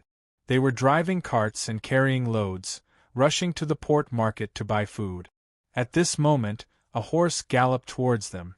The rider was dressed in bright red and was particularly eye-catching. Before he could shout, "Make way!" the pedestrians instinctively retreated to the side of the road because they knew that only messengers from the battlefield would be dressed in such attire. They were all carrying urgent military information, and no one could stop them. Otherwise, it would be against the law. The war horse was puffing white smoke as its 4 hooves kicked up, splashing water on the road and wetting the clothes of the pedestrians. They did not complain. Instead, they could not help but ask, "Did we defeat the Syracuse?" Chapter 533. Cheers erupted from the roadside and quickly spread throughout the Zbari plain. The people completely dispelled the last of their worries and began to sing and dance to celebrate the hard-won victory. Some devout believers even cancelled their plans to go to the port and turned to the Temple of Hades in the city of Turii to thank Pluto for his protection. When the news reached the Senate, it was equally joyous. It seems like our previous decision was correct. Ever since Master Devers became king, victories have been coming one after another. Hades has answered our prayers and has really protected the alliance of Dionia. Plazinas exclaimed, pretending to be excited. Yes, it's all thanks to our Senate making such a shocking decision that we have today's victory. Marigi echoed. Most of the senators were no longer as angry as they were when they were forced to elect the Devers as king. Instead, they were glad that they agreed with the two. Cunigarata was no longer as disgusted with the two. He shifted his gaze away from them and said loudly, according to the report brought back by the messengers, His Majesty Devers has led his army to trap the people of Syracuse in Silatina. The final victory is not far from us. However, the biggest problem for the alliance now is food. Master Cunigarata is right. Even though we have enough food to supply our army for 2 months, for the people of Dionia, especially the families of the freedmen and probationary citizens, their food reserves are almost depleted. Now that the port is open, the merchants who come to trade are raising the price of food. This will make the people who have selflessly donated food to the alliance spend even more money to buy food. I'm afraid that before the war ends, the people of Dionia will use up all their savings. This is not good for our post-war recovery, Cornelis said with a worried expression. These merchants are simply too despicable. Strompoli said angrily. The price of their grain has doubled, and it's still rising. Marigi, as the commercial officer, you should think of a way to punish these despicable merchants. Marigi smiled bitterly. We've already taken some measures, and we've even negotiated with the merchants who come to Tulii to sell their food. That's why we've done our best to keep the price within 3 times the normal price. However, the alliance is in dire need of food, and the people are in great demand for it. More and more people are buying food every day, so the price is unavoidable. We can't force the merchants to sell food at a fixed price, can we? Why not? Strompoli said loudly. We have to ensure the interests of the people first. We should immediately pass a plan to let these merchants sell their grain at fair prices. Otherwise, they will not be allowed to sell their goods in the alliance. You can't do that! Before Marigi could speak, Mirza shouted. This is a foolish act that destroys the Greek tradition of free trade. In the future, who would dare to do business in Turin?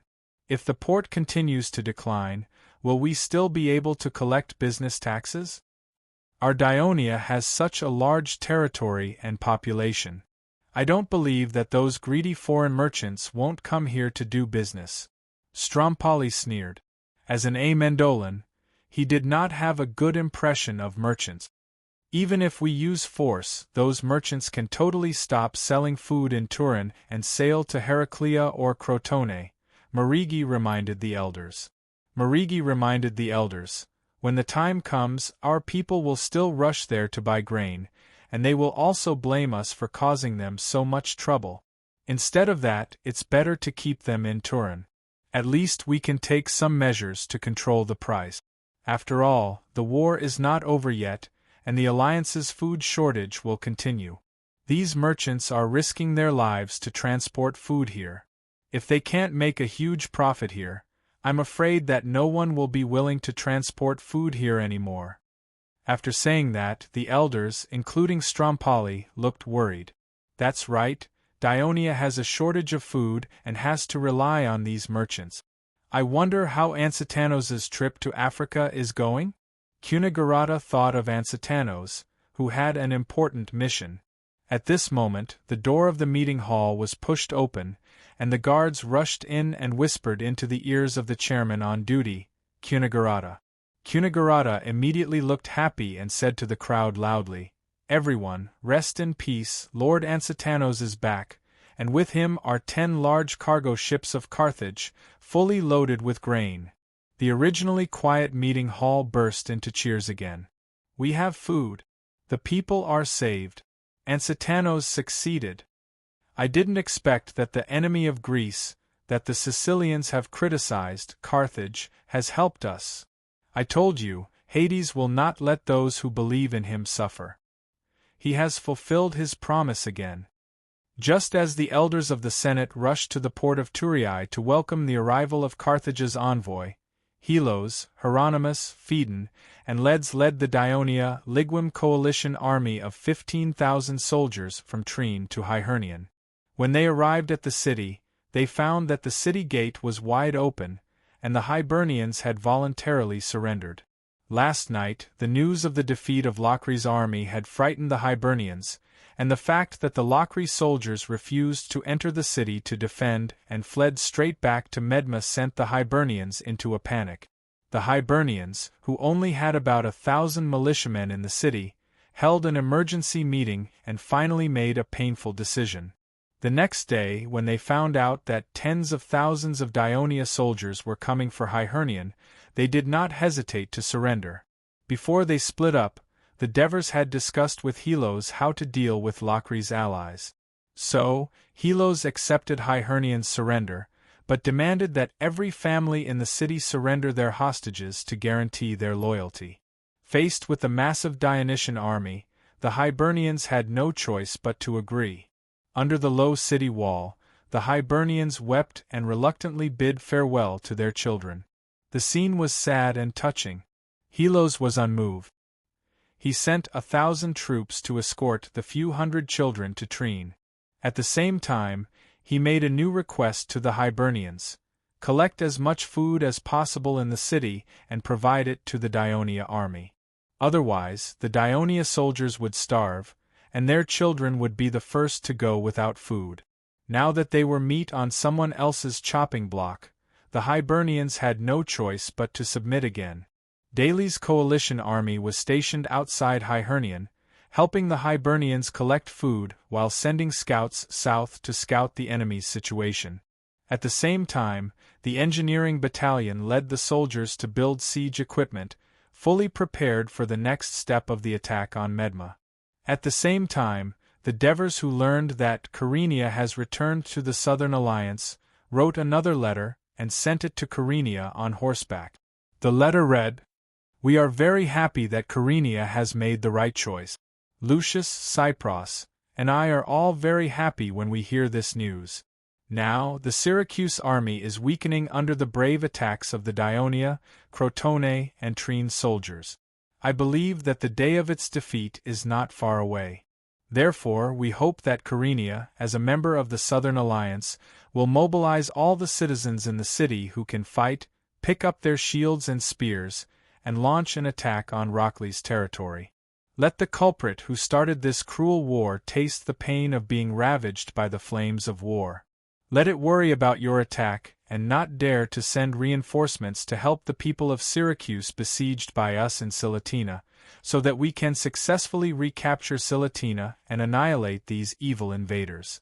Daionia, Crotone, Trine, and Lygium look forward to your actions." This letter caused the Kyrenia Council to hold an emergency meeting. It was clear that the Devers' main purpose in writing this letter was not to praise Kyrenia for making the correct choice, but to urge them to take action immediately. They could not just stand by and watch. The last sentence was more like a hidden threat. Kyrenia, who was already on the verge of a war, knew the consequences of rejecting the Devers' request, so the council quickly passed the resolution to attack Rockley. Although Kyrenia had 1,000 citizen soldiers trapped in Silatina, Kyrenia still suffered the least losses in this war among all the cities in the south. In the afternoon, Corunna quickly mobilized 4,000 soldiers. Kyrenia's army had just set off to the south. Rockley, who had sent his main forces outside, had long been worried about Kyrenia, his enemy for decades. He had been paying close attention to Kyrenia's movement. The scouts quickly sent back news. At this time, Rockley was shocked by the bad news that came one after another. The Syracuse army was defeated, Rockley's main forces were defeated, and Hibernian City was in danger. Now that Kyrenia's army had suddenly moved south, it was definitely not to help Rockley. Any rational citizen of Rockley would come to this conclusion. The sudden change in the situation caused Rockley's chief general, Demodocus, to panic. He actually abandoned his almost autocratic style for the past half a year and held a rare meeting. Chapter 534. For a moment, everyone remained silent, and no one responded. Demodocus was secretly shocked. He knew that during this period of time, under Dionysius's instigation, he had relied on Syracuse's powerful army as support to eliminate dissidents and attack political enemies in Rockley City. Many of the laws had not been passed by the council or the citizen assembly before they were directly implemented. He could almost be considered to have sole control over Rockley. But now it seemed that many people held grudges in their hearts and were ready to find an opportunity to embarrass him.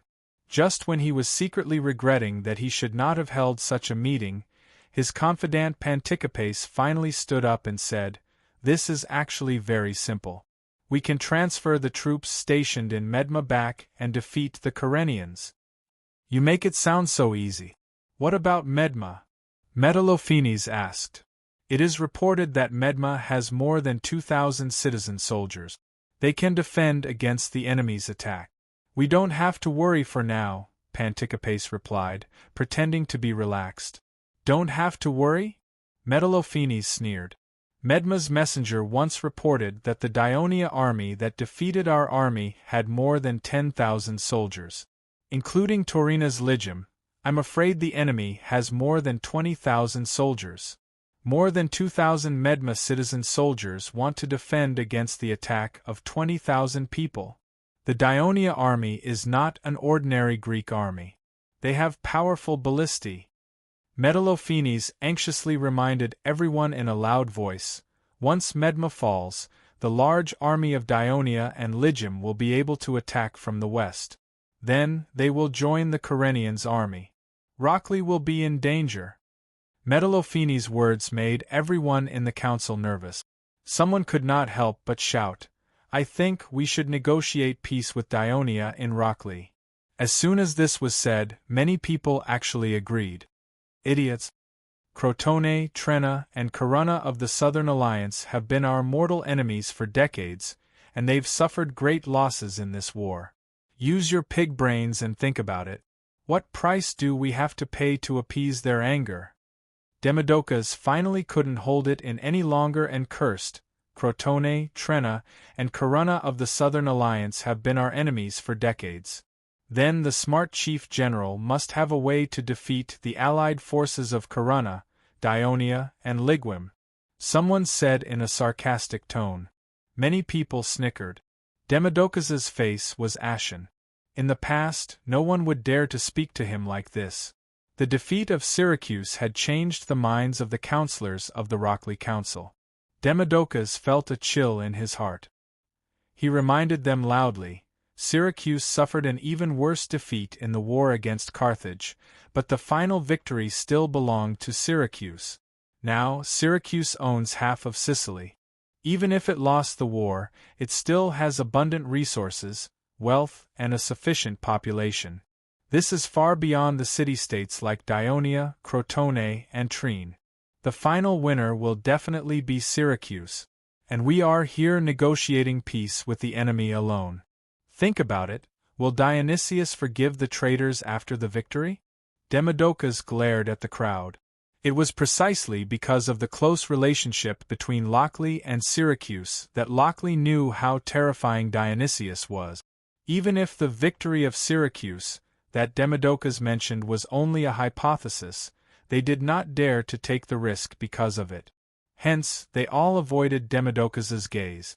Demodocus was temporarily relieved by the crowd's reaction. He looked at Metlophoenix a few more times and said firmly, "What we have to do now is to defend. Defend Lochley City. Until the final victory arrives. By then, the land of Corunna and even Silton will belong to Lochley." In the end, the Lochley Council made the decision to withdraw Medma's army and defend the territory. It achieved Demodocus's goal of convening a council to share the responsibility. He avoided the possibility of being blamed for abandoning the alliance, because he made a decision alone. However, the uncertain future of the war made Demodocus feel uneasy. As a relative of Dionysius, he had to make more preparations. Just as Helos led the army to Hyhernion, the First Legion had already set foot on Therion's fleet and sailed south. In the afternoon, the warship entered the port of Lygum and was once again warmly welcomed by the people of Lygum. At the same time, the commander of the First Legion, Antonios, met the ruler of Lygum and the father-in-law of Devers, Antilochus. He brought the good news that the main force of Lochley in Hyhernion was ambushed by the allied forces of Lygum and Dionia and suffered heavy losses. This made Antilochus and the council members present very excited. Many people praised, "Good job, Phaedon." However, they completely forgot that last night, when they found out that Phaedon had taken most of Taurina's troops and sailed north, they panicked and angrily complained. Phaedon mobilized his troops without authorization, causing Lygum to be in danger. He must be brought back to Lygum to receive a harsh trial. Following that, Antonios presented the letter that Devers wrote to Antilochus. After he finished reading it, his face lit up with joy, and he actually read it in front of everyone in the council. The beginning of the letter was the Devers' respectful greetings to his father-in-law and talked about Agnes's pregnancy. Hearing this, the council members began to congratulate Antilochus and compliment him. "You've found a good son-in-law." In fact, as the war continued, the two great powers of Greece, Crotone and Lochley, were greatly weakened. Even Syracuse's invasion army and navy suffered heavy losses. The people of Lygum suddenly realized that if there were no major accidents, Dionia's power would definitely expand even more after the war. They heard that Devers had now become the king of Dionia, so Antilochus's status as a father-in-law was even more precious. Because of this, how could the people of Lygum let go of the opportunity to flatter him? Autolycus was grinning from ear to ear. He was glad that he had made the right decision to marry his daughter to the lowly nouveau riche Devers. In the letter, the Devers mentioned that although Dionia had defeated Syracuse, the war was far from over. Syracuse had the rich resources of Sicily, and could send reinforcements at any time. Therefore, in order to end the war as soon as possible, they had to draw the flames of war to Sicily, disrupt the order there, destroy Syracuse's territory, and capture Syracuse's allies. Only then could they weaken Syracuse's power and force it to surrender. For this, Dionia hoped to receive the full support of Lygium, their ally. When the counselors who were rushing to congratulate the chief general heard this, they were speechless. They admitted that what the Devers said made sense. Attacking Sicily was the best way to defeat Syracuse. However, they needed Lygium's full support. Their haggling merchant habits forced them to consider it carefully. Full support meant providing fleets, troops, supplies, and food supplies. For Lygium, who was also supporting his troops in the war against Rockley, this would be another huge investment. Moreover, who knew when the upcoming war in Sicily would end? Autolycus looked at the contrasting expressions of the people, and laughed in his heart. He continued to read aloud. After the war with Syracuse, Dionia will seize Messina and jointly manage it with Lygium. Dionia does not have the experience to manage an important checkpoint city in the strait. They still need to rely on Lygium's help. Did I hear it wrong? Dionia wants to jointly own Messina with us. Did you not hear it? The main thing is that we will manage Messina. We can finally get it and completely monopolize the straits. The counselors discussed excitedly. Everyone, regarding the alliance, Dionia needs our help. When Autolycus mentioned this again, the people did not hesitate any more and expressed their support. As long as Sir Devers fulfills the promise in his letter after the war, Lygium should fully support Dionia's attack on Sicily. To get Messina, Syracuse must be defeated. Therefore, we will support Dionia. Now that the port is open and the sea route is open, as long as Dionia does not send too many soldiers to Sicily, I think we should be able to supply rations for 2 to 3 months. Autolycus could not help but sigh when he saw this scene. At first, he was persuaded by his son to give up the idea of monopolizing Messina and wrote to persuade the Devers to take Messina from Syracuse. He did not expect the Devers to have a bigger appetite and use Messina to exchange for Lygium's support for Dionia in Sicily. The next day, Dionysius of Cirium was angry at the unreasonable request made by the Devers.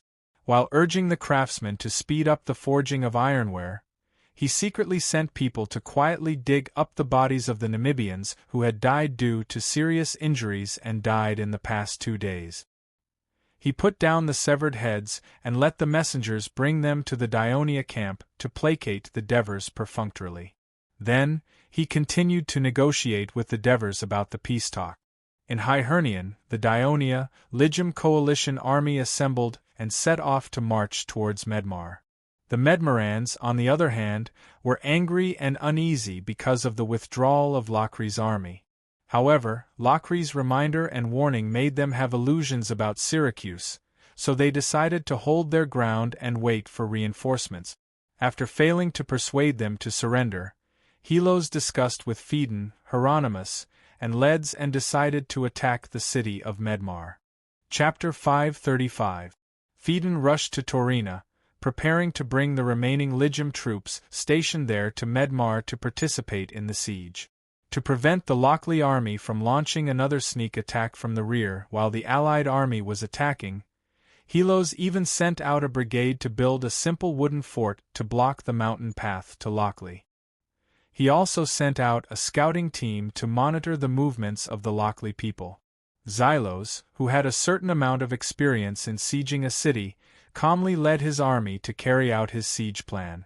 Meanwhile, the Duke's militia who had returned to Locke did not immediately head to the northern border to repel the invading Collinians. Due to the capture of Diapantos, the Lochley army needed a new general. However, Demodocus appointed one of his confidants, but the people in the council objected. The reason was that Lochley was in danger and urgently needed someone with military talent to lead the citizen soldiers to protect Lochley. However, Demodocus's candidate lacked battle experience and had no prestige in the army. It would be difficult for him to command the soldiers. If they lost the battle, Lochley would lose its only army, so they had to be careful. This was the second time in 2 days that the council objected to Demodocus's suggestion. This had never happened before. Demodocus suppressed his anger and watched as the council unanimously elected Megaris. Megaris had led the army to fight against Crotone many times since more than 10 years ago and had many victories. However, he had been pressured by Demodocus and had no choice but to stand aside. At this time, facing the strong request of the people, Demodocus had no choice but to agree to this appointment. Letting his political enemy become the general of the army made him feel cold. Megaris immediately reorganized the army and led more than 6,000 people to face the enemy. After the Kyrenian army burned down a village, they did not face the enemy head-on. Instead, they quickly retreated to the border of their territory. However, they did not go far away. Instead, they set up camp and continued to intimidate Lochley. The cautious Megaris was worried that the Kyrenians had some kind of conspiracy. Fearing an ambush, he did not attack and also guarded the border. The two sides were in a stalemate. In the morning, the people of Lygum swarmed to the port. They were not only there to bid farewell to the Dionysian fleet and the First Legion, but also to bid farewell to the nearly 1,000 soldiers and their families who had just joined the expedition to Sicily. Most of them were refugees from Catanae, Naxos and other Sicilian city-states that had been conquered by Syracuse. Previously, in order to compete with the two new city-states, Rhona and Tyndaris, built by Syracuse on the other side of the strait, Lygum built a city for them on the Mill Peninsula. However, the Syracuse army moved quickly and broke through the new city. Some of the people were killed, some escaped into the mountains, and some were rescued by the Lygum people and brought back to the city on ship. Now the people of Lygum were praying that the expedition to Sicily would go well and not repeat the same mistake. The Dionysian fleet and dozens of Lygum ships sailed out of the port together. At the front of the fleet was Sicilian's ship. The young Dionia navy commander stood on the side of the ship and looked at the other side. There was a hint of regret in his eyes. He pointed to the front and said to Antonios, the commander of the First Legion, who was on his warship, "Messina is not far ahead. Why don't we attack it first? This place is very close to Lygum. It's easy to get support from Lygum. After we capture Messina, we can seal the strait and completely eliminate the warships in the port." Antonios looked at Sicilian from the corner of his eyes. He knew that this young man was radical and arrogant. If Amyntas was here, he would definitely criticize him. What right does the navy have to criticize the legion? However, Antonios would not do that. In fact, when the Devers asked for his opinion, his initial consideration was to land on the Mill Peninsula between Tyndaris and Messina. These two city-states were newly built and not very strong. They were also far away from Syracuse and could be easily captured. They could then use them as their forward bases in Sicily. The original city of Messina was captured and destroyed when Carthage led his army to attack Syracuse. 2 years ago, when Dionysius led his army north to expel Carthage's people from the north coast, he rebuilt the city. "I thought so too, but His Majesty objected," Antonios said in a tactful tone. "Oh, why?" When Sicilian heard the word, His Majesty, the dissatisfaction on his face disappeared. "Time," Antonios said. A word came out of Antonius' mouth. "It will take a few days to attack Messina, and in these few days, the people of Syracuse will receive the news that we are attacking Sicily. They will definitely prepare for defense, and when we attack south, the difficulties we will face will increase. Jena is too far away from Syracuse, and its fall will not have much impact on Syracuse's sphere of influence. We must take advantage of Syracuse's unpreparedness to launch a surprise attack on the nearby city-states, causing panic and chaos in the areas under its control, and in the chaos, more opportunities will be born. These are His Majesty's original words. Sicilian listened carefully and sighed. His Majesty is still the most comprehensive one. But if we do this, the risk will increase. Antonio smiled. Are you afraid of these difficulties? Sicilian said arrogantly. I am hoping that the fleet in Syracuse's port can be lured out so that my fleet can defeat them and let the Dionian navy become the master of these waters. Both of them smiled confidently. The fleet sailed south along the east coast of Sicily. Along the way, they encountered many merchant ships. When they saw the large mixed fleet, especially when they saw the logo of Gem, Black Hair, Double Fork painted on the sails, they were shocked. They had a premonition that something big was going to happen. Some of them hurriedly retreated, while others turned around and sped up to the south. It was obvious that they were going to report back. Sicilian sat on the flagship and remained unmoved. His fleet was sailing at its fastest speed. They were not far from their destination. Antonio's had been looking at the coast from the side of the ship. He had never been to Sicily before. The feeling of seeing it on the map and being there was completely different. Devers once told him that from Messina south to Taormignan, the only way to travel by land is through a narrow path near the coast, and this path is 30 to 40 miles long. Now, it seemed to be true, because they had been sailing for almost 3 hours straight since they left Ligeum harbor. In his eyes, the mountains on the other side of the shore had never broken. They overlapped and stretched endlessly. The contours of the mountains were soothing, verdant and pleasing to the eye, just like a painting. However, Antonio's knew that this was because it was 5 to 6 miles away from him. According to his experience, these mountains were no less than 1,000 meters high. It was indeed difficult to climb. Lord Antonio's, that is Taormignan, said a middle-aged man next to him, pointing to the other side. His name was Laodigian, and he was originally a noble of Naxos. After the fall of Naxos, he led his family and fled to the interior of Sicily. Near Aegilion, he gathered with the exiles of other cities and gradually formed a larger village. Due to the constant invasion of the Syracuse alliance and the hatred of the Sicyer people, their lives were very difficult. Later, when he heard that Ligeum was going to build a new city for the exiles, he was happy to go. However, Syracuse's swift response destroyed the newly built new city. Some of his relatives died in the war, and he fled to Ligeum. Although he had experienced many twists and turns, his desire to rebuild his home did not change. Instead, it became even stronger. Therefore, when he heard that Dionia was going to attack Sicily, he took the initiative to find Antonio's with his remaining relatives and asked to join them. At this moment, Antonio's heard that and focused his gaze. He saw a city standing on the high ground near the coast. The strangest thing was that it was a double city.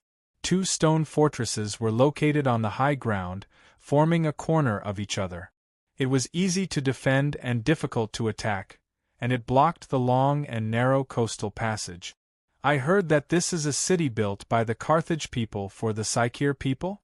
Antonios asked uncertainly as he recalled the brief information he had about the city. Yes, General Carthage Hamilco built Taormignan for the Sicyer people to join Carthage's side when he attacked Syracuse. Laodigian said with a hint of schadenfreude. Later on, when the tyrant of Syracuse attacked Taormignan, he could not use siege weapons due to the steep terrain. In the end, the Sicyer people surrendered voluntarily, and that was how they got the city. Now, the owner of the city is the despicable Campanian mercenaries. Antonios listened to his explanation and stared at Taormignan in a daze. If he had chosen to attack Messina first, even if he succeeded, he would not have been able to attack Taormignan by land and enter the central area controlled by Syracuse. He would have had to go by sea. And the Sicyer people were a force that the Devers king suggested he contact. When attacking Sicily, you have to remember 30% military, 70% diplomatic. Antonios recalled the Devers' solemn reminder before he left. The fleet continued to move forward, and Antonios's field of vision suddenly widened. The mountains that made him drowsy had disappeared, and in their place were undulating hills. The further south they went, the flatter the terrain became. Chapter 536. A few years ago, there was smoke coming out of the top of Mount Etna. Laodigian was about to tell Antonios about the eruption of Mount Etna when he saw that Antonios was lost in thought. "Naxos, tell me where the beach is," Thurkian shouted. Okay. Laodigian quickly ran to the bow of the ship. Antonios braced himself. This was his first time leading an army into battle alone, and it was also his first time fighting on the sea. Whether or not they could defeat Syracuse depended on the performance of his army. He knew the heavy burden on his shoulders. He was both nervous and excited. "Brothers, put on your armor and pick up your spears and shields. We're about to land. Don't stop after we get ashore. Charge towards Naxos immediately. Take it. Our loved ones are waiting for the news of our victory. It's time to win glory for the First Legion and yourselves." Antonios loudly encouraged the soldiers who were resting on the deck. "Don't worry, Commander. Our brothers have been tired of staying on the ship for the past 2 days. We've been wanting to fight for a long time. How can a town with wooden walls stop our attack?" Melisande replied loudly. Melishande's unit was assigned to the flagship. This was not a coincidence. It was Antonios's special arrangement. As Felicius's close comrade, he did not mind taking care of Felicius's adopted son under normal circumstances. "Kid, you better be careful. Don't fall into the sea when you get ashore."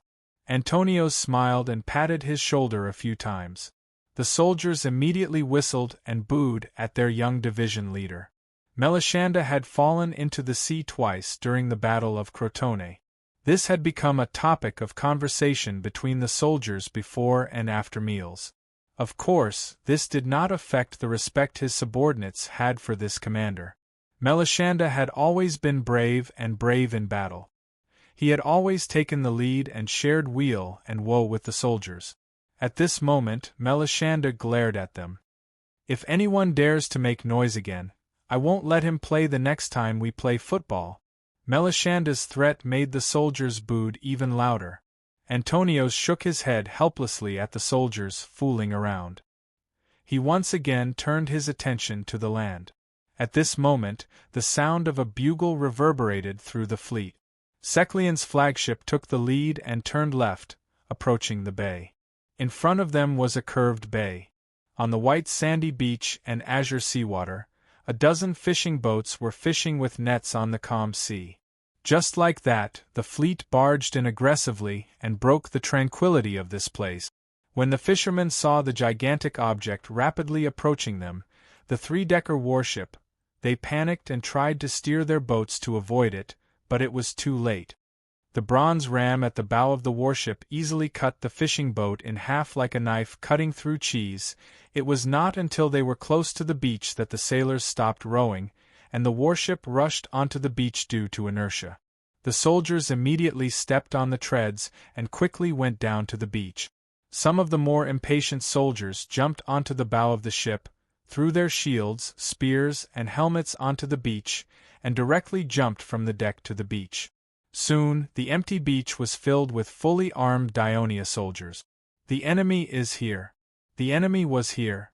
The fishermen who were drying their nets and processing their catch on the beach fled into the city in horror. Before they boarded the warship at Lygum, Antonios had already summoned all the officers of the First Legion for a battle meeting. Therefore, after the soldiers of the First Fleet disembarked, they did not form a unified formation at all. Under the leadership of the division leaders and the guidance of the guides on the warships, they quickly marched towards Naxos. The current Naxos was not actually a city, but a large village. It all started when Dionysius became the overlord of Syracuse 6 or 7 years ago. In order to accumulate power and counterattack the people of Carthage, he began to conquer the southeast and central part of Sicily. Among them, the only plain in Sicily, the Catania Plain, became the focus of his attack. Therefore, he imposed the most severe punishment on the two city-states that resisted Syracuse most resolutely in this area, Catania and Naxos. The entire city of Naxos was destroyed, its walls torn down, and all the captured people of Naxos were enslaved. To the south of Naxos, a small city only 25 miles away from Naxos, Sicily, was rewarded for surrendering to Syracuse early on. Dionysius handed over the land of Naxos to Sicily to govern. The people of Sicily were naturally overjoyed to get the land of Naxos, which was larger and more fertile than their own. However, the tragic fate of the people of Naxos also frightened the people of Sicily. They guessed why Dionysius destroyed the city and tore down its walls, but did not dare to ask the Overlord directly. So, instead of restoring the old city of Naxos, they moved south to a place 2 miles away from the ruins and built a town on the north bank of the Alcantara River. To avoid upsetting Dionysius, they did not build a stone wall, but a simple wall made of wooden palisades, and named the new town Megillo, meaning big. The beach where the First Legion landed was once part of the port of Naxos, but it had now disappeared. The soldiers went up the coast, and after a few steps to the south, they saw a large area near the sea, overgrown with weeds and piles of rocks. Laodigian stared blankly, tears streaming down his face. That was his former home, the city of Naxos. Laodigian, don't stop. Hurry up and run. We still need you to show us the way. Melisande urged from the front. Laodigian hurried to keep up. Although he was already middle-aged, he still persisted in training and practicing combat, hoping that one day he could kill his way back to his homeland, so he thought that his physical strength was good.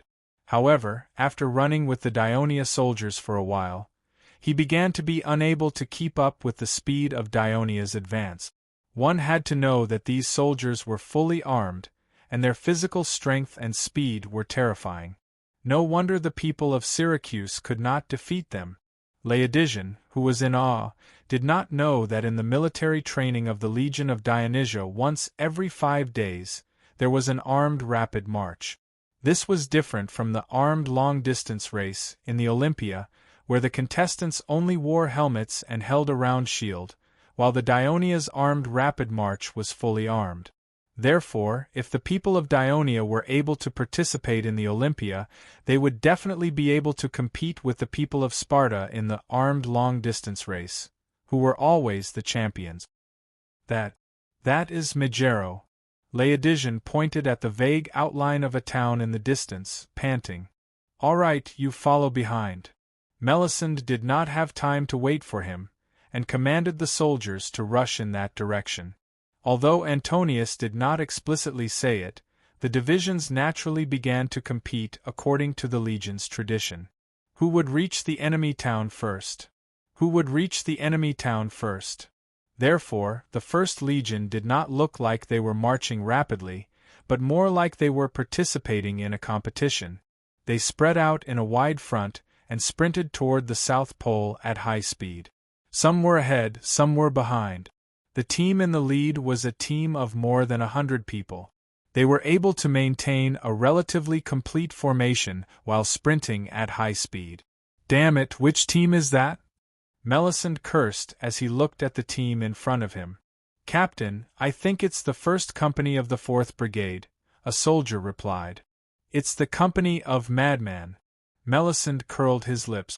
Madman was the nickname of Leotychides, because he was famous for the high intensity and high expectations of the soldiers under his command. Of course, the companies he led often won competitions in the military. Brothers, hurry up, we can't fall behind. Melisande shouted, unwilling to be outdone. Wherever the First Legion passed, the people of Megillo fled in panic. However, the soldiers did not stab them with their spears. Instead, they drove them to Megillo. Although the town of Megillo only had a wooden wall, because it was near the Alcantara River, a moat was dug outside the town. Only the east and north gates were connected to the outside by a suspension bridge. The Siculans in Megillo had just received an urgent report from a merchant ship. A fleet of more than 100 warships was coming from the north. Judging from the pattern on the sails, they seemed to belong to the Dionia alliance. The Siculans were shocked. They had just received the news that the Dionia had defeated Syracuse in battle. In the blink of an eye, the Dionia fleet appeared on the east coast of Sicily.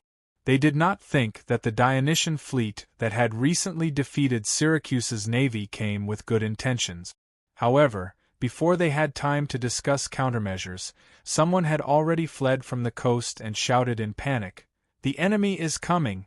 The enemy is coming!" The Siculans were frightened by the speed of the Dionia's attack and hurriedly gathered some citizens to rush to defend against the enemy. At this time, more and more people were fleeing into the town, causing the suspension bridge and the north gate to be congested. Philophinus claimed to be a free citizen. A few months ago, he was hired by a Siculan citizen to help his employer plow the field. It was now noon. He should have appeared in the riverside fields outside the town, but he was now in the town and stopped a citizen who was fleeing into the town. "Uncle, what happened?" "There's an enemy coming from the sea. Hurry up and take your weapons, go." The man was still in shock. Philophinus interrupted him. "Enemy? What kind of enemy?" There was fear in the eyes of the citizen. "Black. It's all black. Like a devil from hell." Chapter 537. Black soldiers. That means the Legion of Dionysia is here. I wonder which legion it is. Xenophanes thought in his heart, his eyes flashing with excitement. He turned and ran towards the south of the town, where the free people and the government officials gathered. The fleeing people of Megillo rushed into the town in horror, causing the already narrow passage into the town to be blocked. The drawbridge could not be pulled up and the town gate could not be closed. While the Sicily people were anxiously driving the people into the town, the company led by Leotychides had already arrived outside the town. Seeing this situation, without waiting for the team to regroup, he immediately ordered, "Attack!" The soldiers rushed to the north gate and stabbed the people blocking outside the town with their spears. Screams rang out continuously, scaring the people who wanted to enter the town even more. Some simply jumped into the moat, while others desperately squeezed into the town. The government militia at the town gate could not stop them at all. When Melissenda's team arrived, they saw that the pursuit of Leotychides' company on the north gate of Megillo had made the town gate extremely bloody and chaotic. Melisenda had an idea. If his team went up, they could only follow behind the madman company. Maybe they would rush into the town without even touching the enemy. Melisenda was unwilling. At this time, he saw some Megillo people fleeing around the moat to the other side. He immediately shouted, "Follow me to attack the other town gate." The soldiers chased the fleeing people to the east gate of Megillo, only to find that the drawbridge had been pulled up. Melisenda's heart sank. "Captain, what should we do?" the soldiers asked anxiously. Melisenda was also very anxious. He looked back and saw that there were other teams running this way, but he did not find the engineering battalion carrying ladders and wooden planks. Obviously, they must have fallen behind. Did they have to wait here? Melisenda looked at the wooden wall in front of them. There were only 20 to 30 enemies scattered on the wooden wall, and only a few of them were shooting arrows at them. The arrows posed no threat to the armored Melisenda and Melisenda. However, he couldn't predict whether or not they would be pelted with javelins once they got close to the wooden wall. Turtle shell formation. He made a prompt decision. Get close to the moat and swim over. He saw that there were not many enemies on the wooden wall, and it was only about 3 meters tall. He could definitely climb up by building a human wall. The 50 soldiers received the order and immediately surrounded Melisende in the middle, forming a tight little square formation. Their heads were covered with long shields, like a huge box covered with iron sheets, and they slowly advanced towards the moat without asking permission. The other squads did the same. Some squads that were further away from the town gates didn't even form the tortoiseshell formation and quickly ran towards the moat. The Sicily people who couldn't enter the town fled in panic, and the soldiers didn't care at all.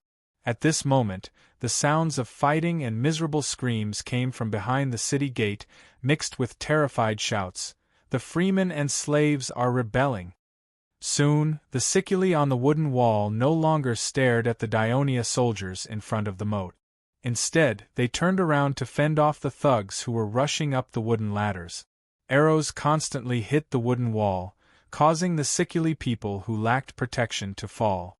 Melisande, who was below the city, didn't know what was happening in the town, but how could he not take advantage of such a good opportunity? He immediately ordered the soldiers to disperse the tortoiseshell formation and quickly rushed to the moat. They threw away their long shields and spears, only carrying short swords, and jumped into the moat. Although the body armor made the body heavy, there was occasionally special training in this area in usual military training. The moat was 3 or 4 meters wide. With a kick and 2 strokes of the arm, they reached the other side. Melisande and the soldiers climbed ashore with difficulty and were about to lean against the wooden wall when the drawbridge was lowered and the wooden gate was opened. Someone shouted from the top of the city wall, "I am Xenophanes, a probationary citizen of Dionia. The Sicily people have been driven away by us. Soldiers of the Legion, hurry up and enter the city." When Melisande heard this, he was stunned. He heard the laughter of the other squads. "Captain Melisande has jumped into the water again." The subordinate beside him also complained to the captain. "Have you been cursed by the goddess of bad luck? Even we are unlucky with you." Melisande watched the other squads cross the drawbridge easily and enter the town of Megero. He was annoyed. "All of you, swim back into the water with me." "Ah, we're going into the water again? The long shields and spears are on the other side. Aren't you going to take them back?" In the afternoon, the 1st Legion of Dionia completely occupied the town of Megero at the cost of minor casualties. The town of Megero was said to be a town, but its area was larger than the city of Sicily. It lived up to its name. However, there were no powerful institutions such as the council, senate, or city hall in the town. It only had a consul's mansion. The usual administrative management and the formulation of laws were decided here. Sicily was originally a democratic city-state. After it surrendered to Syracuse, Dionysius supported a Sicily noble, Hippogras, who was the first to surrender to him, as the general of Sicily. The people of Sicily were intimidated by Dionysius and had no choice but to submit. In this way, Sicily also became a usurper city-state. Hippogras appointed his confidant as the consul of Megero to govern Megero directly on his behalf. Thus, the former territory of Naxos was secretly controlled under the rule of the usurper of Sicily. However, it was no longer Hippogras' subordinate who was sitting on the first seat of the administration hall of the consul's mansion in Megero, but the 1st Legion of Dionia, Antonios. "Legion commander, we've captured all the Sicily people in the town. There are a total of 3,653 people. More than half of them are elderly, women, and children. What do you think we should do?" Georges, the captain of the 1st Battalion, said. In this attack, the 4th Battalion was supposed to be the first to break the town. This was because Leotychides' company belonged to the 4th Battalion. They rushed to the front and were about to break through the north gate. However, a riot broke out in the town. Instead, it allowed the 1st Battalion, led by Melisande, to enter the town from the east gate first. They took the first credit and gave Georges the right to deal with the captives in the town. "Lord Antonios, don't be too kind to the Sicily people. They used to be allies of Naxos, but not only did they not fight alongside us, they betrayed the alliance and sided with Syracuse. They even helped the evil Dionysius to break through our city and occupy our land. Every year, they send troops to the mountains west of Etna to search for our people who escaped, regardless of whether they're men or women. Now, the goddess of vengeance has finally answered the prayers of the people of Naxos. She has sent the warriors of Dionia to unleash her wrath on the Sicily people.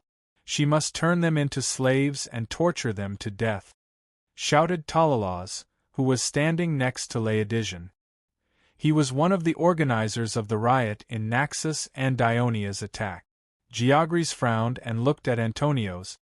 He opened his mouth to speak, but Antonios gave him a look of sympathy and said, "Naxos is an ally of Dionia. Your suffering is the same as the suffering of the people of Dionia. Trotyras." "Yes, sir." Trotyras, the 3rd Battalion leader, replied loudly. "Now, bring the Sicurians to the square. Let the people of Naxos identify the crimes they have committed and punish them according to their demands." Antonio's method was obviously based on what the Devers did to the Crotone captives in Thurii. "Yes, sir." Trotyras turned and left. "Lord Antonios, I'll go and gather the people to the square," said Talalas happily. Antonios nodded. Georges still wanted to say something, but Xantiparis, the 2nd Battalion leader, patted his leg and signaled him to calm down. Antonios looked over and said solemnly, "The adequacy of food is an important foundation for our legion and the people of Naxos to stand firm here. So, Georges, I'm sending you to check the food reserves of this town and collect all the food from the Sicily people. We'll distribute them together, understand?" "Yes, sir." Georges understood that Antonios was a little dissatisfied with his performance, so he transferred him from the mission of guarding the captives and assigned him a new one. He, who had always followed military law, obeyed. Antonios watched Georges leave, and breathed a sigh of relief in his heart. If it was Amyntas who saw his subordinates repeatedly resisting his orders, he would have scolded them, but not Antonios. Moreover, Georges was a member of Helo's team. Although he was not as close to the Devers as Helo's, Martoni's, Oliver's and Marcius, his relationship with Georges was not bad.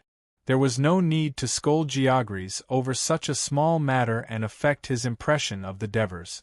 Although Georges was not a talkative person, there was a dangerous person here. Antonio's eyes quickly swept over to Xenophanes, who was standing quietly in an inconspicuous corner, then quickly returned to his senses and continued to ask, "General Salatus has already taken his troops to take over the port, right?"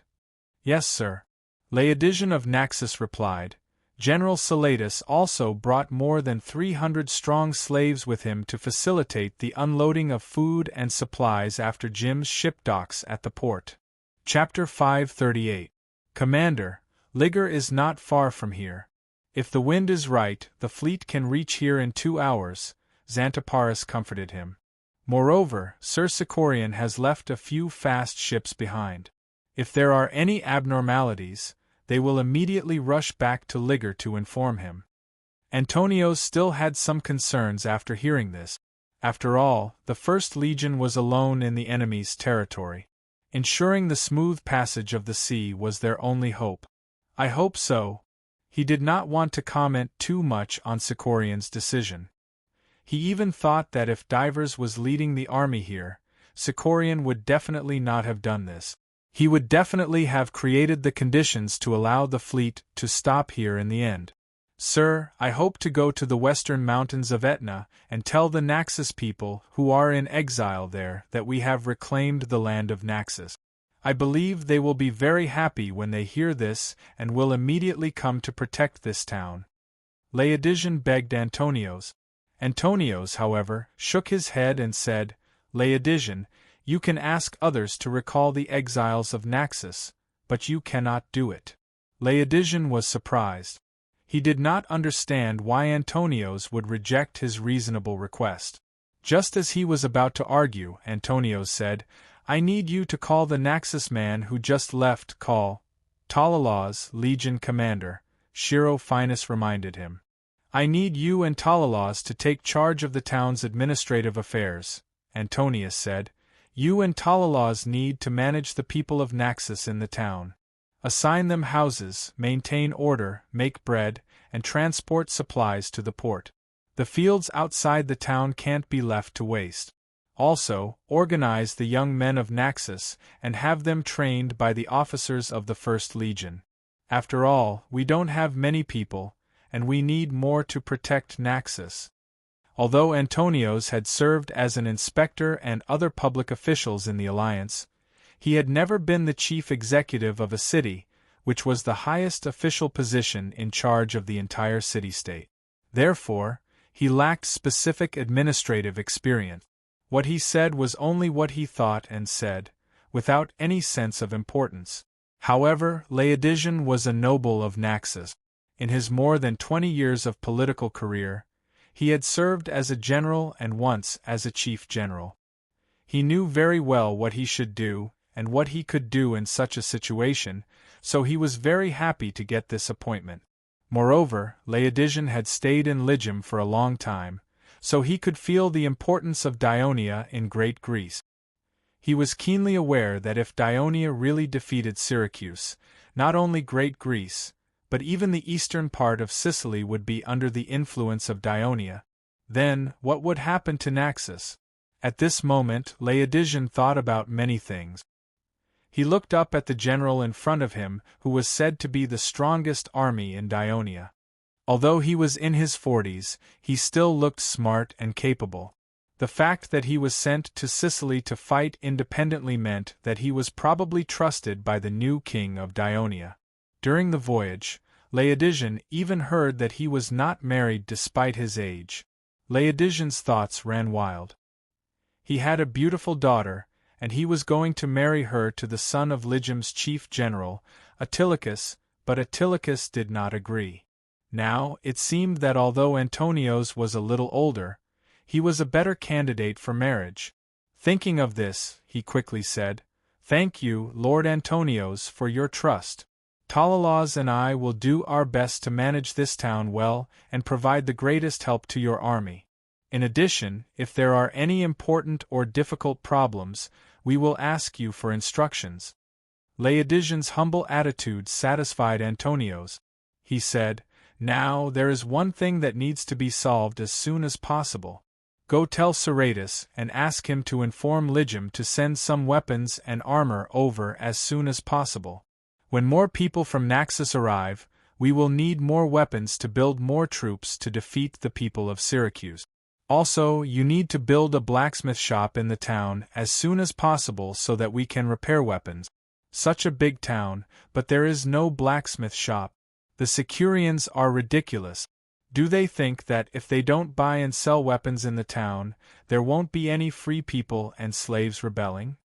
Laodigian said angrily, "The Sicurians have a small population and want to annex the land of Naxos. For this, they captured the Naxosians and reduced them to slaves. They also recruited many free people to work this land that doesn't belong to them.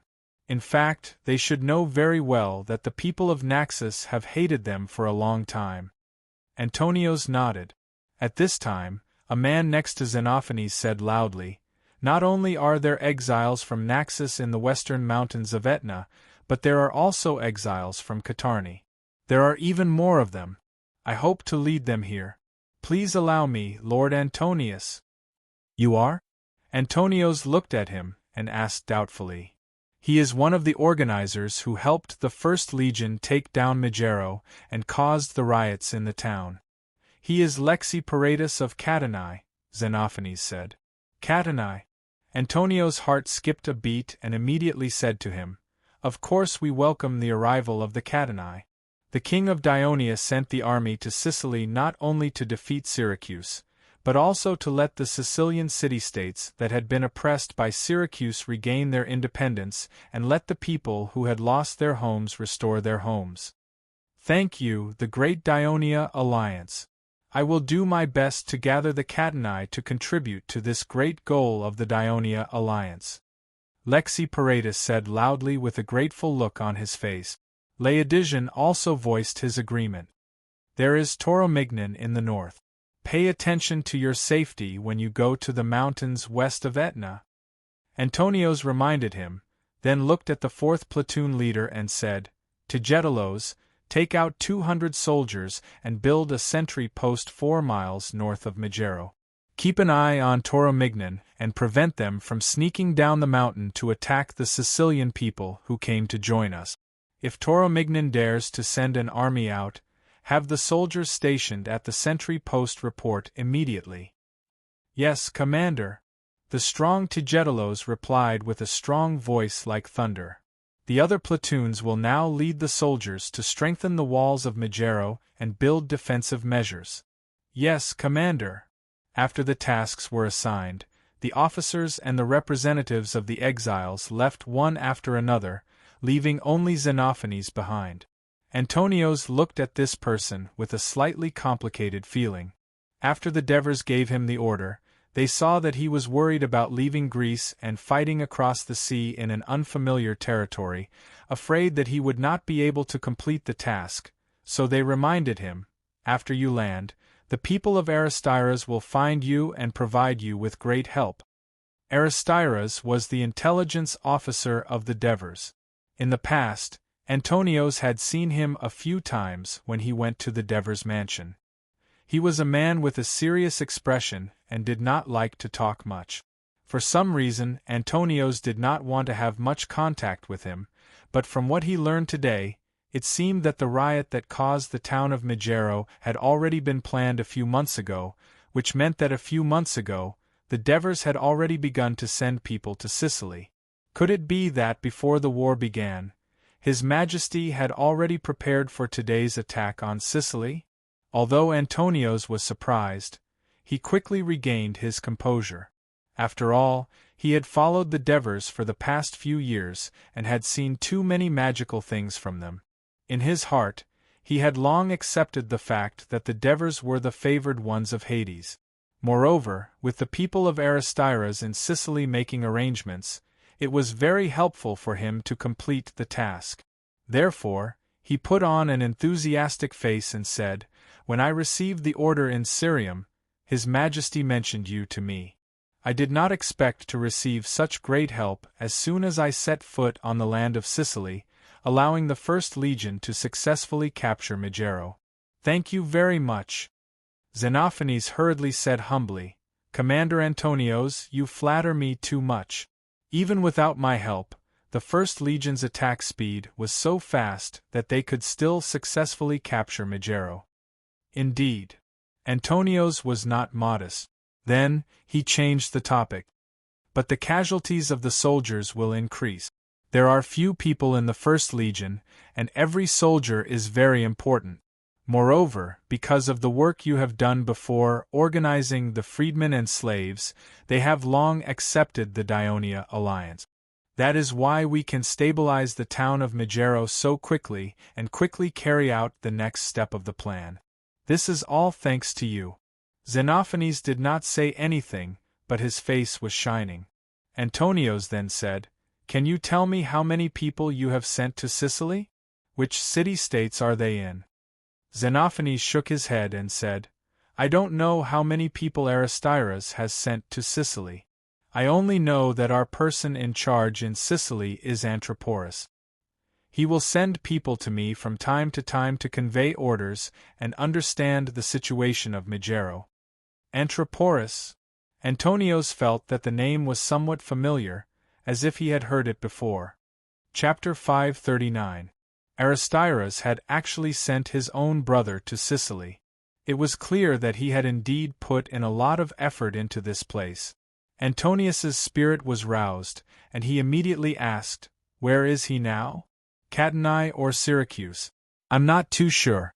Xenophanes shrugged and said, "But since you have come to Sicily, he should soon receive the news and immediately send someone to contact us." Antonius nodded and asked seriously, "Now that the First Legion has occupied Megillo, what should we do next? Do you have any suggestions?" "Sir, I don't know much about military matters, but I can tell you what I know about the situation here for your reference." Xenophanes' modesty won Antonius' favor.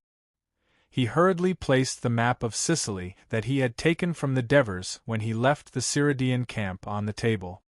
"Please speak." Xenophanes did not decline. He walked forward and carefully studied the map. Then he pointed at it and said, "Sir, look at Megilo's location. It's actually very good. To the east is the ocean, to the west is the huge Mount Etna, and to the north is Tauromenion. Although it's only 10 miles away from us, its population is too small. I'm afraid it can't even send 500 soldiers." Seculi was more than 20 miles to the south, and it was also a small city. Now that Megara was occupied by us, and we had captured so many Seculi citizens, it was hard to say if the tyrant of Seculi would be able to gather 3,000 soldiers. Another 40 miles to the south is Catanae. At this point, Xenophanes' expression became pained. He sighed softly and said, "Originally, Catanae was a large city with 50,000 to 60,000 citizens. The fertile Catanae plains provided the people there with sufficient grain and could easily organize an army of tens of thousands. But, after Catanae was destroyed by Dionysius, he let the Campanian mercenaries occupy the city. Catanae is no longer Catanae." "You are a Catanae?" Antonius suddenly asked. "Yes, like Aristaeus, I used to be a Catanae," Xenophanes said in a low voice. "But now I am a citizen of Daionia. When Syracuse is defeated, His Majesty will definitely let the Catanae rebuild your home." Antonius comforted him and then asked, "How many citizen soldiers does Catanae have now?" At the mention of the Campanian mercenaries, Antonius raised his guard. He had just fought with them during the Battle of Crotone and knew that these mercenaries were not to be trifled with. "Maybe 4,000 to 5,000 people. I haven't been to the Catanae plains since I returned to Sicily this time. I only heard it from the people in Megilo." Xenophanes speculated hesitantly, then suggested, "Sir, if you want to know more details, you need to wait for the arrival of the people of Antrapolis." Antonius nodded and pointed at Leontine's icon between Catanae and Syracuse on the map. "Is this city also occupied by the Campanian mercenaries?" he asked. "No. It used to be a subsidiary state of Syracuse. After Dionysius usurped power, he formed an alliance with Catanae to fight against Syracuse. But after Catanae was defeated, he could only surrender to Syracuse. In order to punish him for his betrayal, Dionysius forcibly moved most of the citizens of Catanae to Syracuse. In terms of population, Catanae is only a small city," Xenophanes said with a sad look in his eyes. "Then how many soldiers are there in Syracuse?" Antonius asked seriously. Xenophanes could not help but speculate again. "I'm not too sure. But a few months ago, Dionysius led his army to invade Greece. His general, Marsyas, also led about 7,000 to 8,000 Syracuse soldiers to destroy the new city built by the exiles of Naxos and Catanae. I think there must be tens of thousands of soldiers in Syracuse." "Tens of thousands?" Antonius's face turned gloomy. He stared at the circle of city-states surrounding Syracuse on the map. Taunus, Barclays, Herbesis, Paxinus.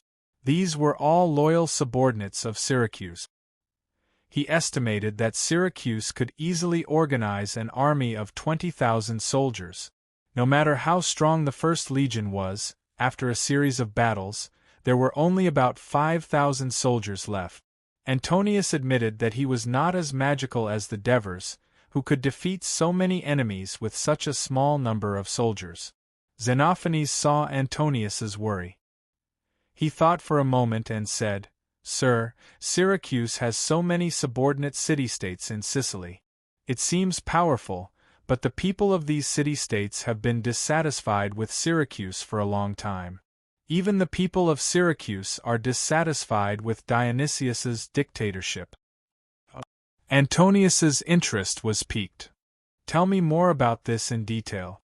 In the past few years, Syracuse has been fighting outside.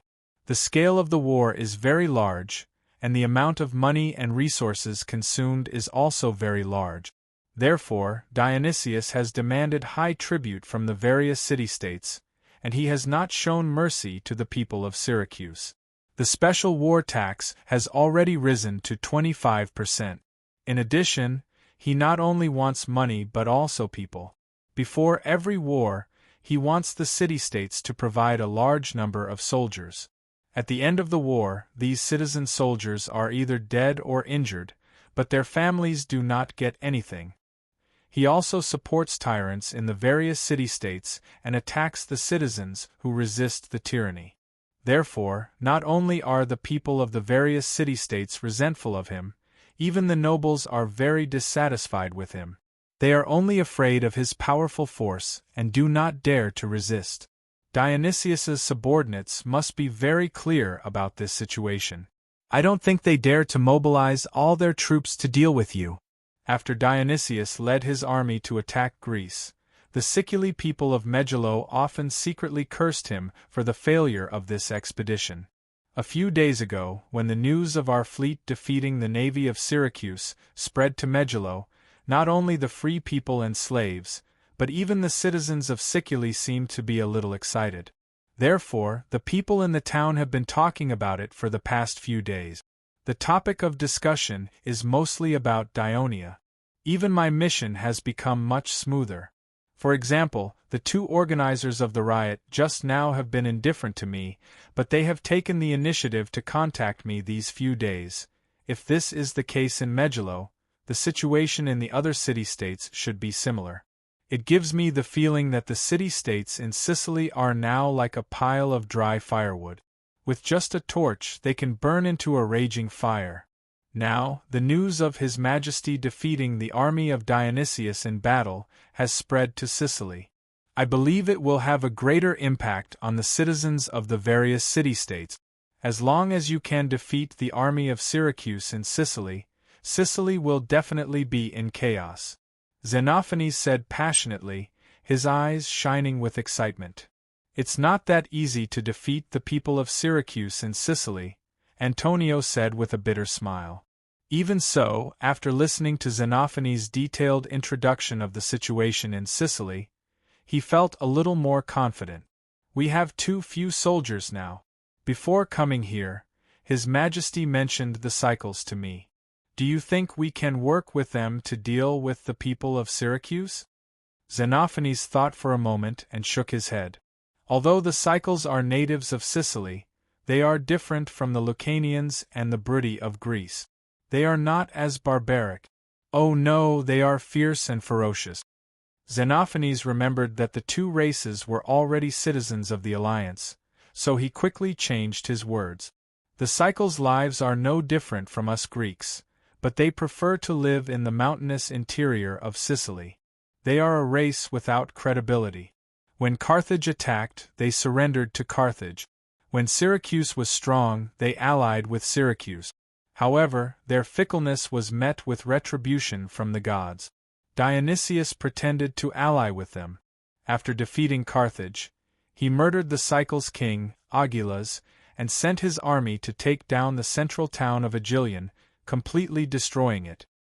His atrocities terrified the Cycles, and the other towns of Cycles quickly submitted to Syracuse. This time, when Dionysius invaded Magna Graecia, the Cycles even sent some soldiers to him. That's why I think the cowardly Cycles will not ally with us to attack Syracuse, but they might not attack us either. They might remain neutral. However, if Syracuse loses to us, they will join the winning side. Antonio understood. This was a race that bullied the weak and feared the strong. Chapter 540. Now, the ruins of Agylion have become the largest gathering place for the exiles of Catanae, Naxos, and other cities. Since the death of Agilas, the Cycle people have not elected a new king because of Dionysius's suppression. The various Cycle towns can no longer unite, so they are not much of a threat to the settlement of Agylion. Instead, the Siculi, Tauromenian, and Catanae mercenaries who come to sweep from time to time are a great threat to them. Chirophanes added, if these exiles can come to Megillo, Then you can add 4 or 5,000 soldiers, my lord. A group of untrained mobs from various city-states would be inferior to a group of slaves in battle. Antonios thought to himself but did not say it out loud. He looked at the location of Aegilion that Shiro Finis pointed at. It was on the west side of Mount Etna, and from Megillo, they could reach it by following the Alcantara Valley to the west. However, this meant that Tauromenian's position posed a threat to the tunnel. Wouldn't it be too little to send only 200 soldiers to defend against Tauromenian's invasion? Antonios asked. If I lead my troops to attack Tauromenion, will the slaves and free people there cooperate with us? Shiro Finis shook his head. I'm afraid it will be difficult. At that time, Dionysius gave Tauromenion to the Campanian mercenaries to occupy. Although there were not many of them, the city of Tauromenion was not big, and there was little arable land. They did not need too many slaves, so they often sold the exiles they captured to Catanai and Sicily. The free people would not go to Tauromenion either. There was neither a port nor arable land there, so how could they live? Shiro Finis recalled something, and fear appeared on his face. I've seen Tauromenion before. It is on a high mountain, steep, and can only be reached by a winding path.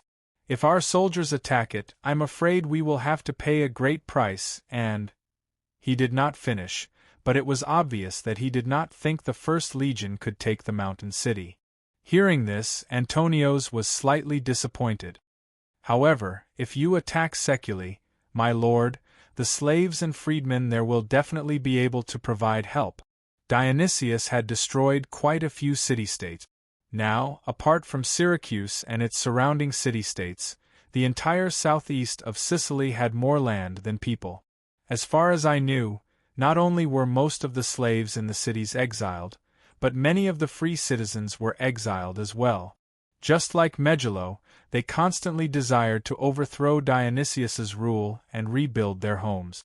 The citizens of these cities also knew about this situation, but they did not take effective measures to stop it, because their newly acquired land and port needed a large number of people to take care of it.